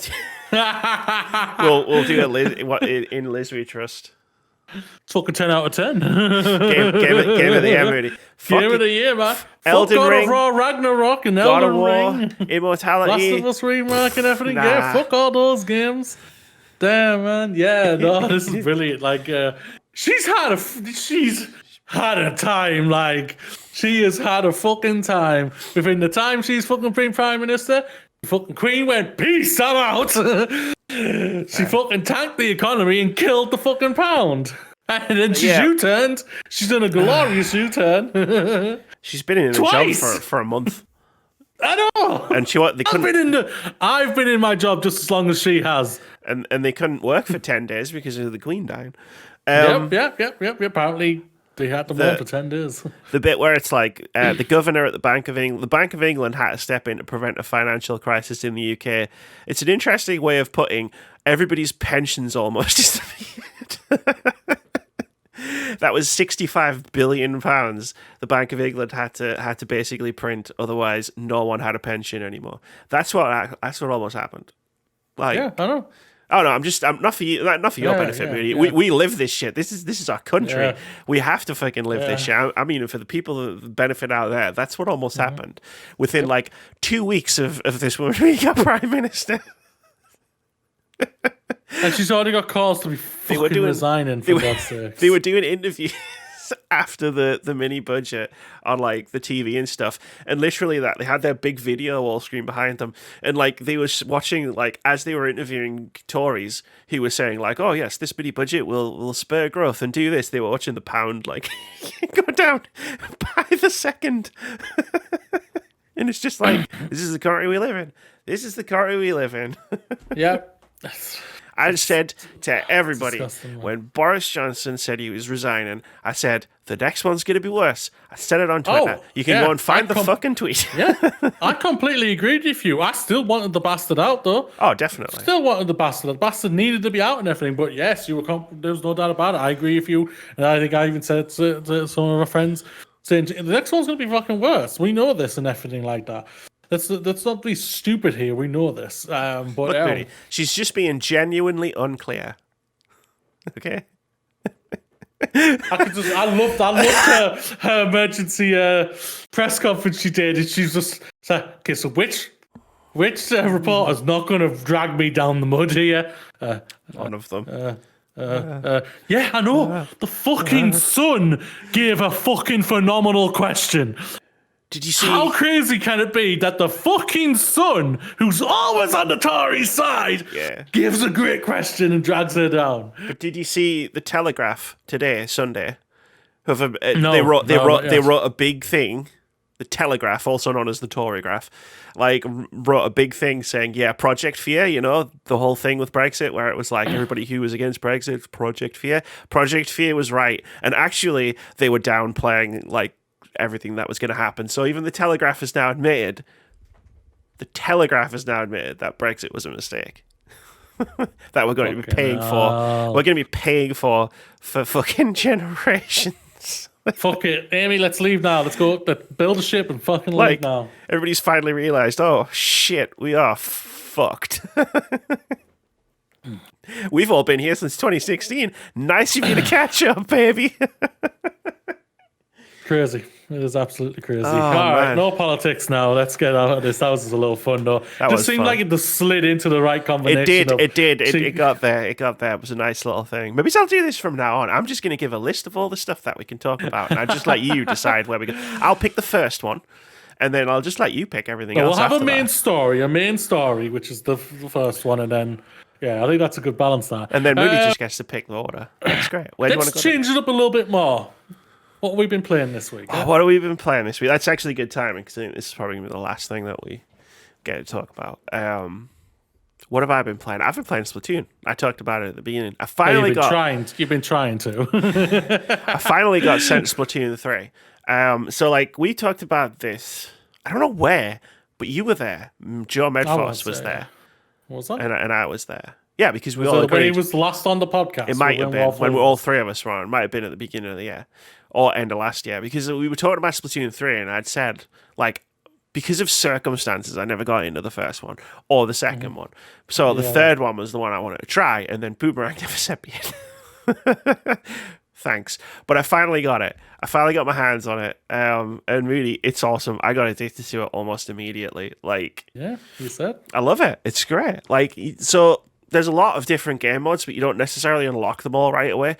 But I have spent most of my time playing the main multiplayer mode, which is Turf War, which is like you run around, it's 4v4, and you can shoot other players and splat them. You know, it's not kill them because it's not that kind of game. Kill them, fucking murder them. It's like Call of Duty. Stamp on their necks and blow their heads out. No. they just go pop and then they fly off. But like the main goal of Turf War is to ink as much of the level as possible. So like you splatting ink everywhere, and whoever splats the most wins. And the matches are all like 3 minutes long, so it's in and out like that. Like, and you know what? It's such a fucking good idea for a multiplayer game. Like for a multiplayer PvP game, it's such a great idea. It's like you're not necessarily like trying to kill the other team, although that does help, when they try to kill you. But like you're just trying to cover the stage in ink, and that's it. It's such a good idea for a game, and now I finally got to play it. I get it. I can sit down and play fucking shitloads of these matches when Nintendo Switch Online works properly, which isn't often. But no, it's cool. Like there's loads of different weapons, and I've got like the little machine gun thing, and like that's kind of like I keep switching to try other weapons out, and then doing worse, and then being like, I'm going back to my machine gun. You've got your build. You know what you like. Yeah, so I've got my weapon. I know what I like. Like I do enjoy using the splat roller, which is just a giant paint roller when you run around thing, and you can like bang it on the floor or like send paint spray everywhere, and like if you're close enough to another player, just splat them in one go. Like that's pretty fun. But like so Turf War is a lot of fun. I'm just sort of wrapping my head around the gear system, because like it's cosmetic in the way that like you want to look good, right? But then like everything's got like gear has like unlockable like abilities that are random, but you can also like if you like get like ability chunks and seashells, snails, I don't know, there's stuff you can get where you can change them to like make a build essentially of combine all these different like abilities to like make it so you can run through enemy ink without taking damage, or like because like you reload like your weapon by like diving into the ink, which is again, what a great idea. Like, so like you can do that and like swim faster through it and stuff like that, or like get more ink faster. So like I'm sort of wrapping my head around that right now, which is why I spent a few hours today playing Salmon Run, which is like a PvE type thing, where it's like there's 3 rounds and it's wave based, and you've got to like splat all of the fish things that come out of the water, and every now and again a boss comes out, and like all the bosses are really different, and you got to figure out how to take them down. And that's a lot of fun. But the thing about that is every round you get spawned in with a different weapon, and it's one of 4 weapons that like it changes every day and a half, I think. And the loadout for the Salmon Run when I was playing it this morning, I wanted to fucking punch someone at Nintendo. I was like, what the fuck, man? This is the worst combination of weapons ever. Why would you do this to me? I fucking hate this. Like, I'm using a little fucking shitty sniper rifle thing. Like, I don't know how to use this. I fucking hate it. But it's changed now, so I'll go in later and it'll be better, I imagine. But it's the same thing with like Turf War, where it's like it rotates every few hours. So there's loads of different maps, but you'll only ever be playing 2, like 1 of 2. And then like every few hours it resets and it changes, which I don't know how I feel about, because sometimes I'll be playing it and I'll be like, oh, I don't like either of these maps very much. Mm-hmm. But then it's like, well, but I want to play Splatoon, so I keep playing it. But it's like, if there was a wider pool of maps available right now, would I have this problem? That is true. But it's a lot of fun. I haven't played the campaign yet, and I haven't played the campaign. Yeah, there's a whole like single player storyline campaign, and there's also ranked battles, which are called anarchy battles, which are like more objective based stuff. Again, it rotates maps and modes in and out. So I played like one of those. It was called Rainmaker, and you had to pick up the Rainmaker. Essentially, it's like picking up a bomb and running towards the enemy base. And if you hold the Rainmaker for too long, it explodes. And the idea is you've got to try and like relay and get it to the enemy base. Yeah. And then there's like a capture the flag type thing, or like King of the Hill type thing. But I haven't played. I played one match of Rainmaker. There was no tutorial to tell me what to do. didn't understand what the fuck was happening, so just ran around shooting people. Like, I don't know what I'm doing. Surprisingly, we lost. Sounds about right. Sounds about right. And then I was like, let me Google all of the mods in Anarchy Battle so I can figure out what the fuck's going on. So I read them all. So I was like, right, I'm ready to play this. And then I had a nap because I'm pretty sick. So I had a nap. Had a nap instead. I just got a new mattress protector. Really, it's so comfortable. Oh. Awesome. But that's Splatoon 3. I'm fucking loving it. If you get it, Moody, like, come play with me because I'm really having a lot of fun. If you ever like, I think I'm gonna have to get a new dock though, because I think I need the dock so I can put an infinite Ethernet cable in it. Sure. I get the OLED one. I've got a good internet here. Yeah, my but the Switch Wi-Fi won't connect to the fucker. So Switch Online's been an issue. But it's not like necessarily like, oh, the internet's bad, because I bought the dock, the OLED dock with the Ethernet port, specifically for that. And Wi-Fi downstairs, my Switch is fine for connecting to Wi-Fi downstairs, because literally I've been playing this game both on my TV and in handheld, and loving both. Like, either way, like, I'm having fun with it. Like, I've just really gotten into my Switch as a handheld console over the last sort of like 6 months. But like every now and again it'll be like, you can tell that you're about to get disconnected when you're trying to get into a match and it takes longer than like 20-30 seconds. It's like, yep, cool, this isn't happening, and you've got to wait for it to time out. But like, there's so many matches you'll play. I've played a lot of matches where it's just gone, someone disconnected. So we're going to kick you all back out into the lobby, and it doesn't count as a loss, but it doesn't count as a win either. But like, that's annoying, but it's not as annoying as it could be, because again, the matches only last 3 minutes, so you're not wasting too much of your time if someone gets disconnected. And if you're a certain distance into the match and one person gets disconnected, it just carries the match on anyway. Yeah, because I've noticed that I've ended matches sometimes with 3 players instead of 4 on my team. Oh, that's why I lost. Cool, yeah. To be fair though, I did wipe out an entire team by myself in one fight once, and I was very proud of myself. That's awesome. That was awesome. Well, Amy, I've been playing We Are OFK. Tell me about this game, because I'm really excited to play it at some point. All I'm going to say is for you, Amy. I'll say more. This is a game. This is an Amy fucking... This is peak Amy. Oh, shit. Game. This isn't even an Amy game. This is a peak Amy game. Oh, this is shit. A peak Amy game, Amy. I've only played the first 2 episodes. I have not completed it. I've got 3 more episodes to go. Yeah. I'm adoring this game. Oh, that's so good to hear. I am adoring it. The characters are so fucking good. They're so relatable. I've fallen in love with all of them in so many different unique ways. The first episode was literally just my whole thing. Me. It was just me, like, my existential crisis of, like, I'm moving away. Oh my God, I'm doing this. But I'm also like, but it's also over deeper meanings as well. It's just like, a video game being about something? Oh my God. Yeah, definitely like that. It was even more deeper meanings. I'm going to say this right now. You're going to love Jay. I'm saying that. Awesome. You're going to love it. And you're just going to say what you said to Resident Evil 8. Oh, hell Step on me, mommy. Now. That is slander. I never said that while I was playing Resident Evil Village. There's proof. I did a stream. I never said that once. I might have said it on Twitter a lot, and on this podcast a lot, but never while I was playing the game. Yeah. The art style is breathtaking. The art style is so, so good. I love it. I love just the nuanced colors they've gone for. Like, I'll say this right now.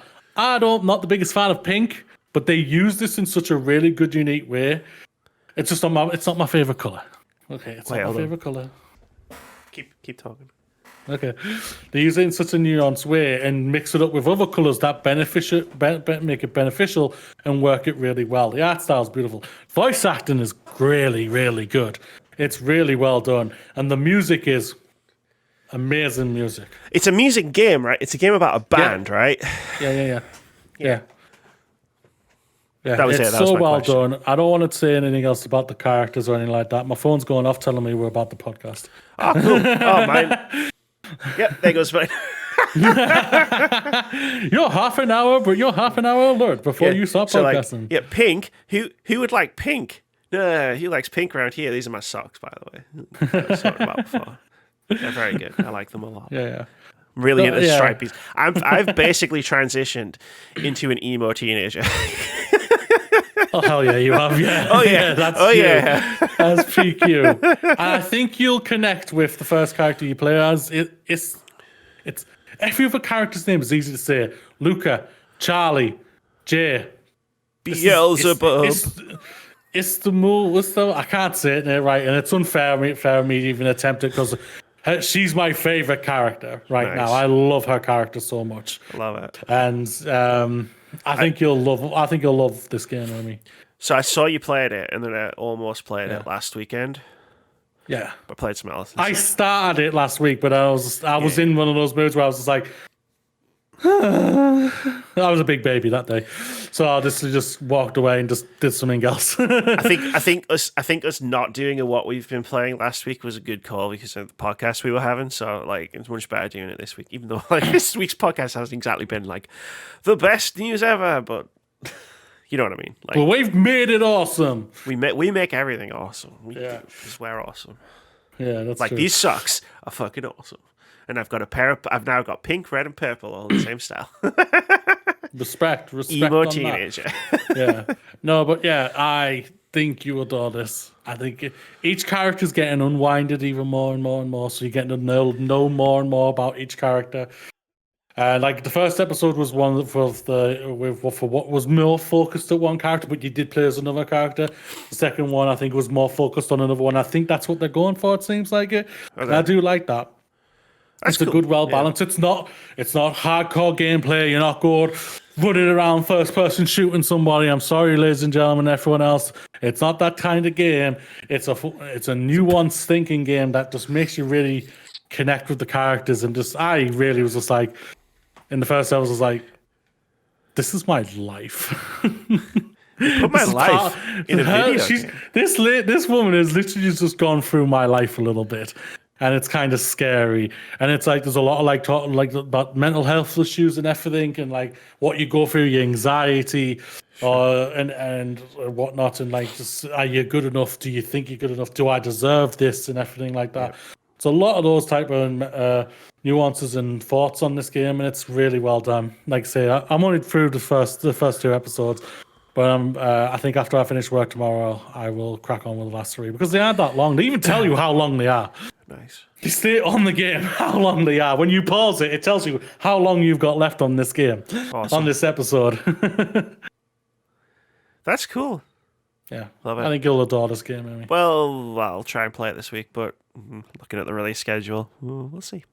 Oh, please, I need to know your thoughts on this game. I know I'm not skipping it, right? This is a no-skip game. Between now and January, when we do Game of the Year, this is a no-skip game for me. You're the second person who's basically said this is a peak Amy game. Amy, gonna play this game. Just a lot of games Amy gonna play.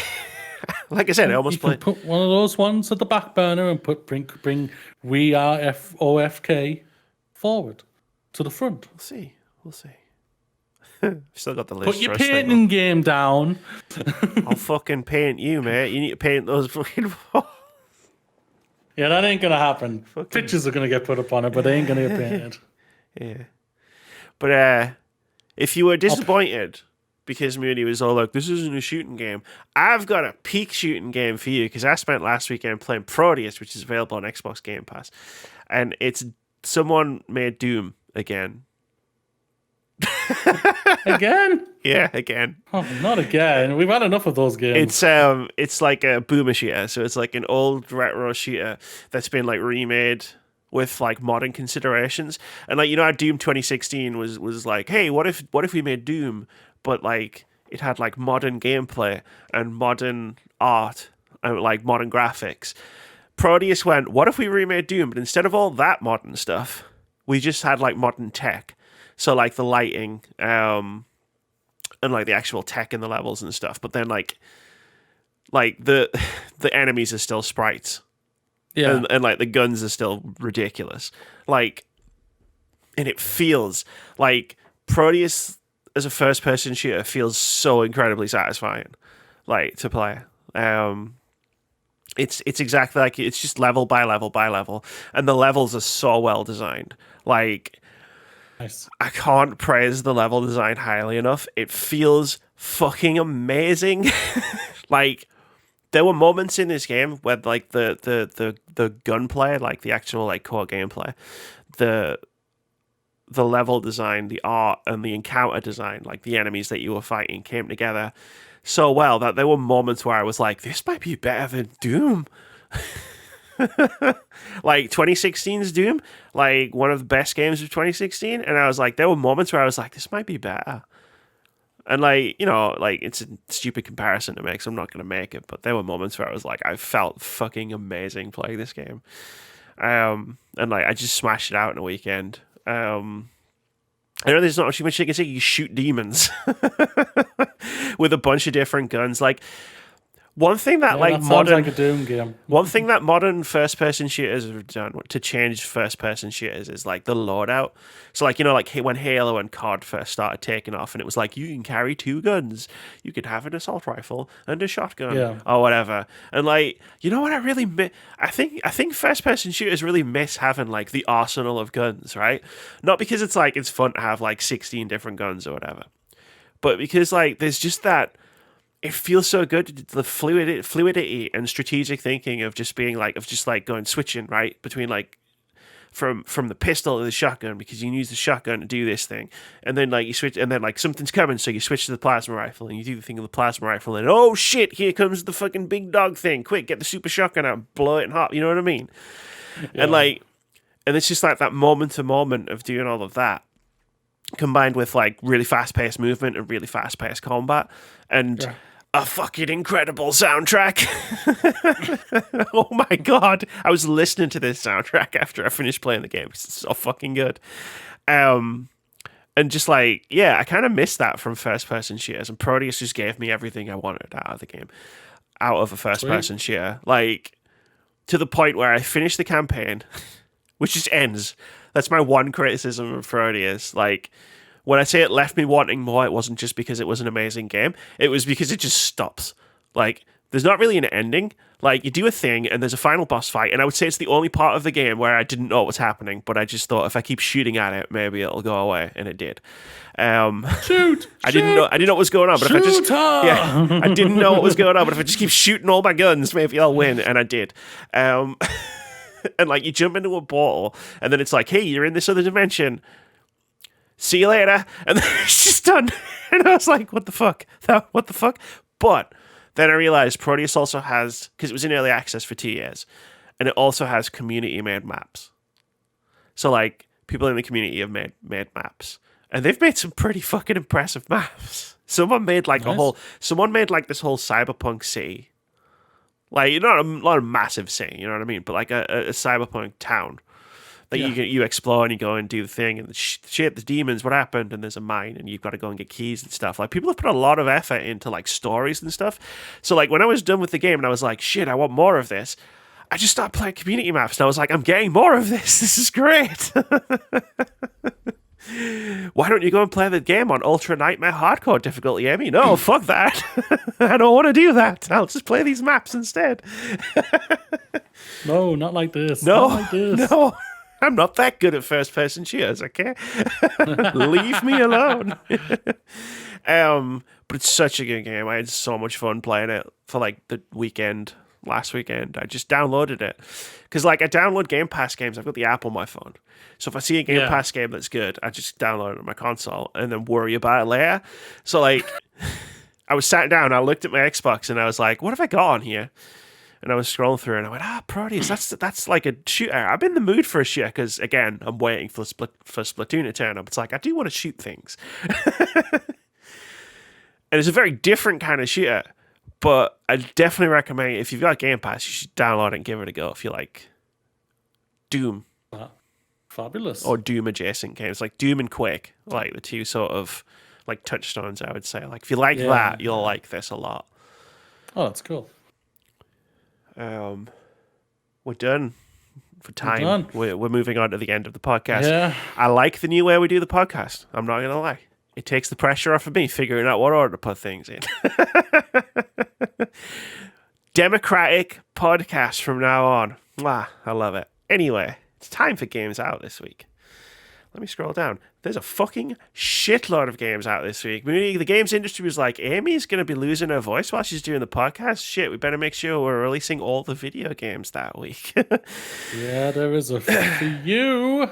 There is a few. On October 17th, Flat Eye comes to PC, Potionomics comes to PC, and Terror of Hemosaurus comes to PC. Then, on October 18th, A Plague Tale Requiem is coming to PlayStation 5, Xbox Series X and S, and PC, and is also launching in Game Pass. And Ghostbusters Spirits Unleashed is coming to PlayStation, Xbox, and PC, and is also launching in Game Pass. And Nitro Kid is coming to PC. Then, on October 19th, The Last Hero of Nostalgia is coming to Xbox and PC, and hopefully Game Pass. Let me know on Tuesday, Xbox. Okay, thank you. And The Valiant is also coming to PC. Then, on October 20th, Batora Lost Haven is coming to PlayStation, Xbox, Switch, and PC. Vampire Survivors 1.0 is launching on PC and is already available in Game Pass. Second Extinction 1.0 is launching on Xbox and PC and is also already available in Game Pass. Jackbox Party Pack 9 is coming to everything. Park Story is coming to Xbox and PC. Hell is Others is coming to PC. And Warhammer 40,000 Shooters, Blood and Teeth is coming to PlayStation, Xbox, Switch, and PC. Then on October 21st, Gotham Knights is coming to PS5, Xbox Series X and S, and PC.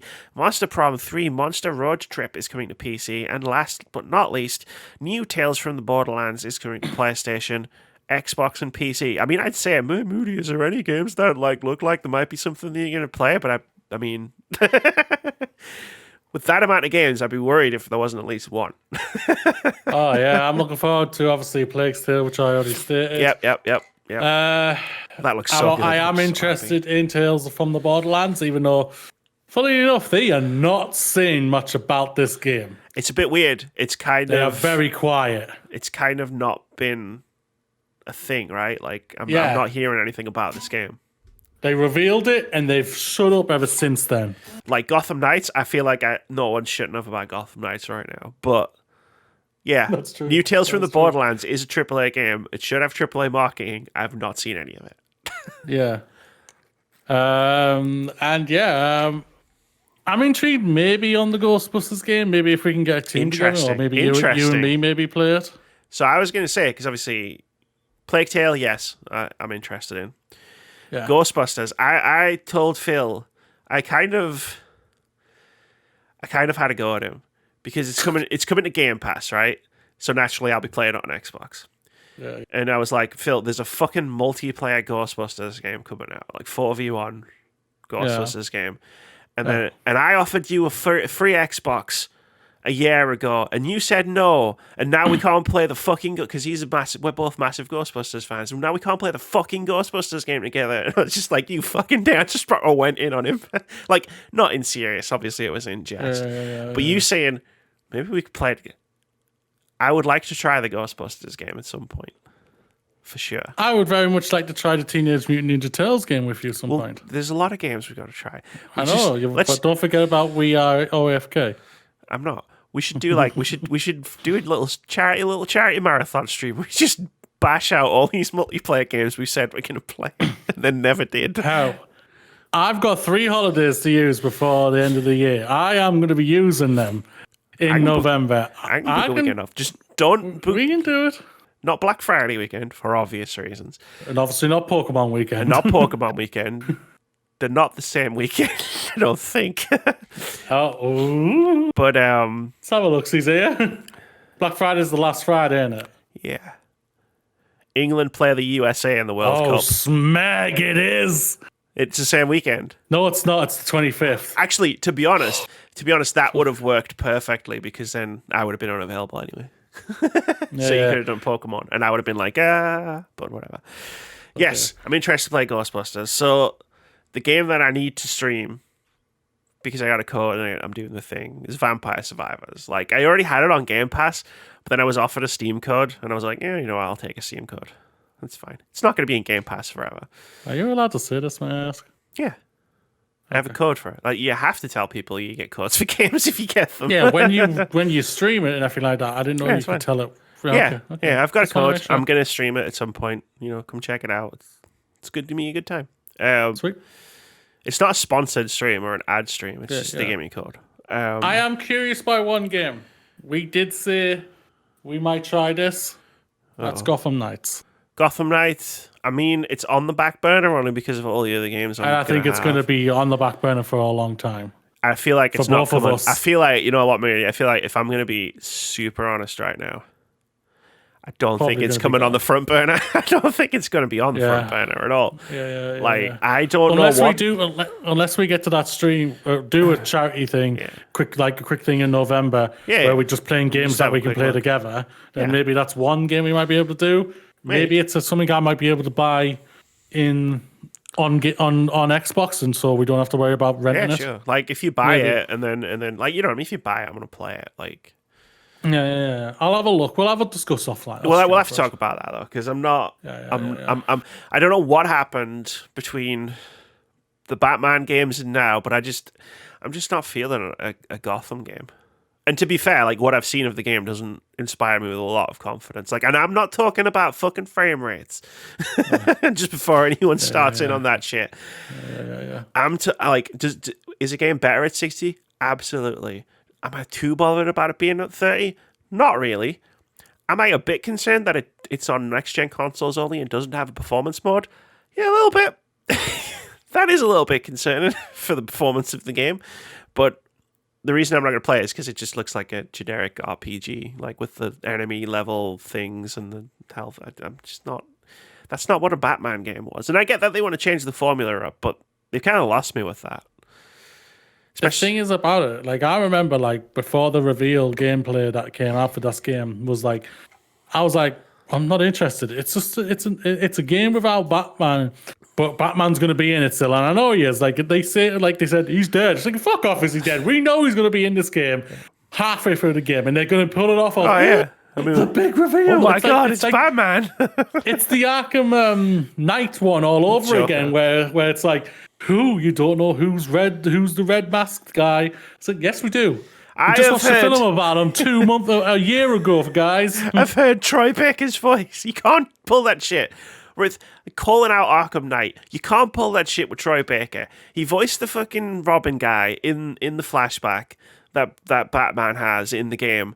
And then Red Hood turns up and he sounds like Troy Baker as well. And it's just like, guys, you cast one of the fucking most famous fucking voice actors to play both of these roles. You can't swing that shit. If it had been an unknown voice actor whose voice I'd never heard before, maybe you get away with it. But I'm playing the game and I'm like, I play every game. And I hear Troy Baker's voice. I played Metal Hellsinger a few weeks ago and instantly was like, oh, that's Troy Baker.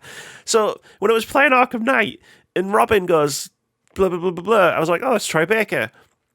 And then when I was playing later and the Red Hood guy shows up and he's like, I'm going to kill you. And I was like, oh, that's Troy Baker. The thing is, though, I know the Red Hood story, so I knew who it was. So I was just like, I know the Red Hood story, so it's not a surprise who it fucking is. Even me being not knowing, I knew because because I was just like, it's Troy Baker. Oh, hang on.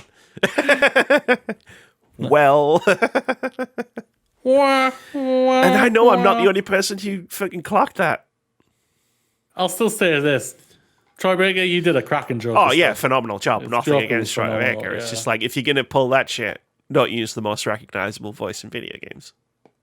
To think that Nolan North was a while ago and now Troy Baker is. Hey, Nolan North is just chilling and living his life, man. Yeah. I also want to play Monster Farm 3 and we might be streaming that with Keith next Saturday night. Cause... if I could afford it, I would get it, but sadly... I'm not. To be fair, I'm not. He's kickstarted it. I know he really likes this franchise. It comes out of nowhere what he really likes. It's a great game. Like I enjoyed the first fault. one, the sequel.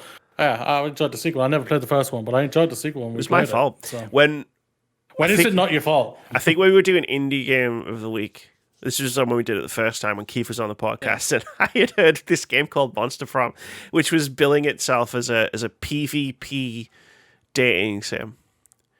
And like you put those two things together, and I'm like, I want to know what the fuck this is about. And then it's like, oh, it's about hot monsters at high school, and you got to take them to the prom.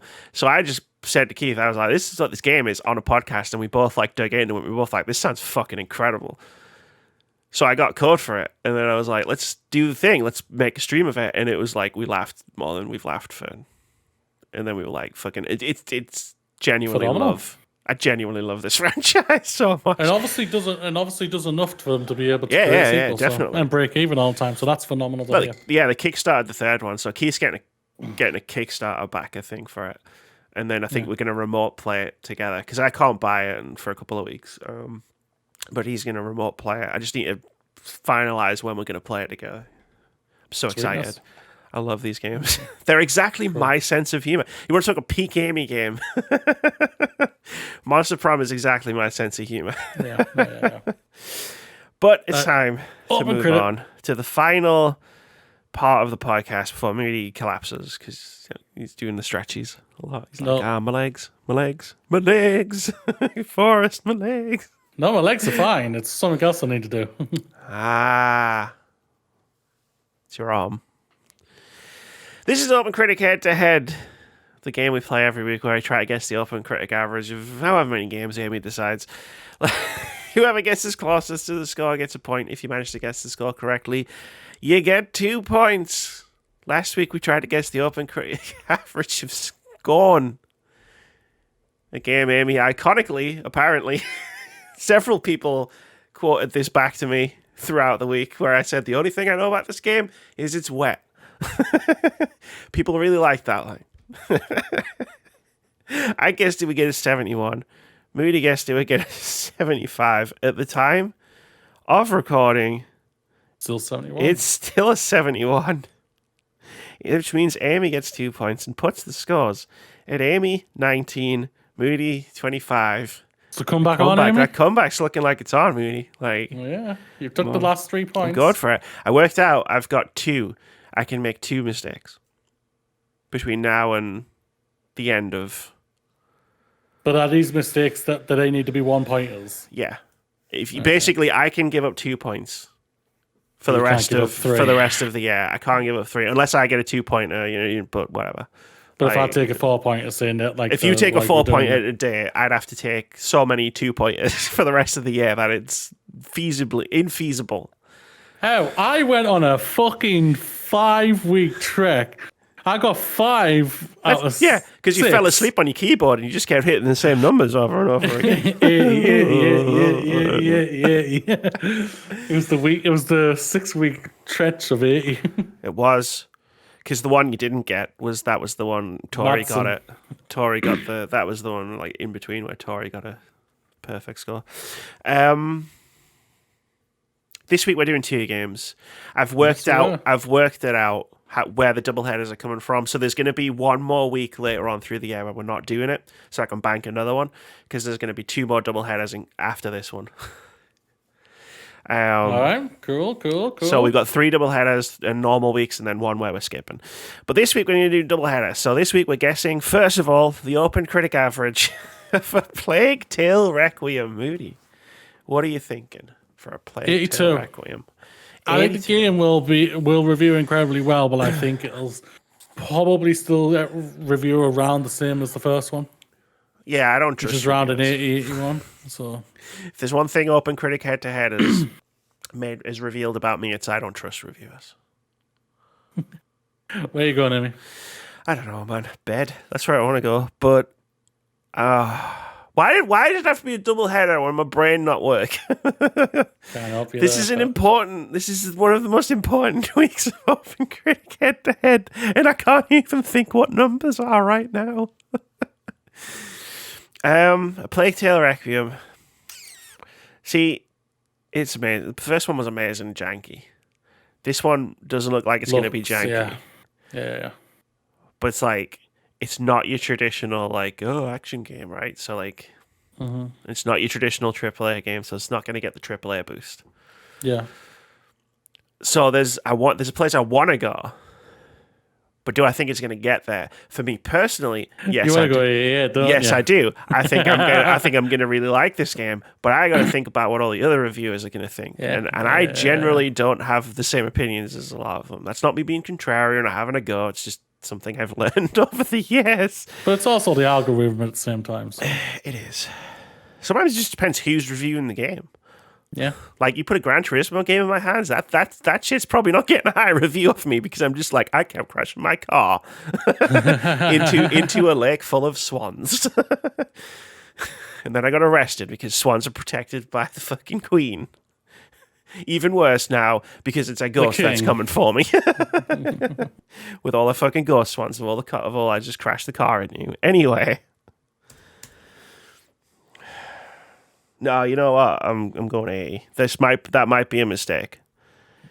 And if it goes higher than 82, I'm going to be furious with myself for not believing in myself in the game.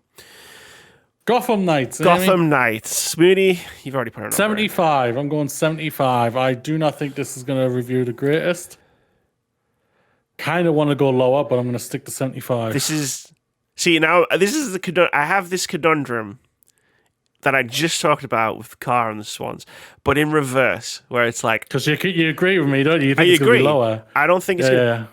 Again, frames per second, I'm not that bothered about. It's the fact that the game doesn't have a performance mode on next gen, because this game's not coming out on previous gen consoles, which means it's made for current gen consoles, PS5, Xbox Series. Yeah, it doesn't have a performance mode, which makes me wonder about the how well optimized is this game if it can't have a performance mode. Yeah. So I'm like, is this game going to be a bit busted up when it comes out? And this is all speculation. I think it's going to be buggy. I think it's going to be buggy. Yeah. I don't know that this game is going to function particularly well. Is it going to get the AAA bump? Yeah, there's that chance. We need to have a podcast conversation about how AAA games are reviewed versus other games. I think that's an interesting thing we should talk about one day. Put a pin in that for now. I'm going to say Gotham Knights. You know what? I'm going with Scorn. The only thing I know about Gotham Knights is it's wet. 70.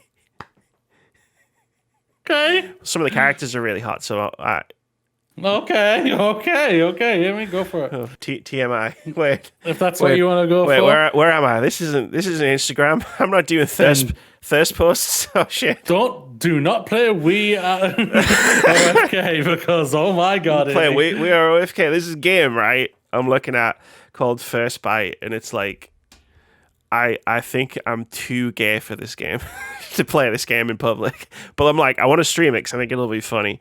But I'm also like, I'm too much of a lesbian for this to do this in public. But that's what'll make it funny. Game that is just you're too gay for a game, really. I'll tell you what, store.steampowered.com, First Bite, and then you tell me whether it's possible to be too gay for this game, because I feel like I'm not going to. But you're asking the wrong person for that. You need a person who's gay to look at. I'm not gonna cope well.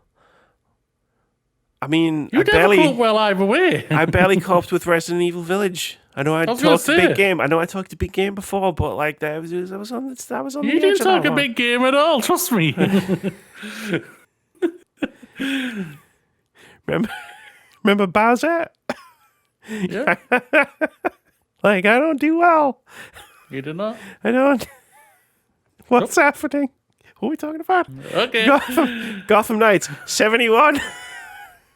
I'll put it in for you as well, because for some reason you went 7 and a comma.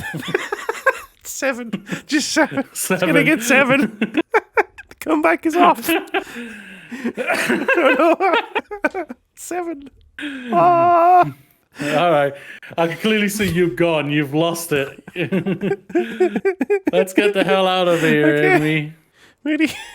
Have an awesome week, everyone. Be awesome. Be amazing. Live long and prosper. This isn't a bit. I've lost it. Moody and Amy signing off. Bye.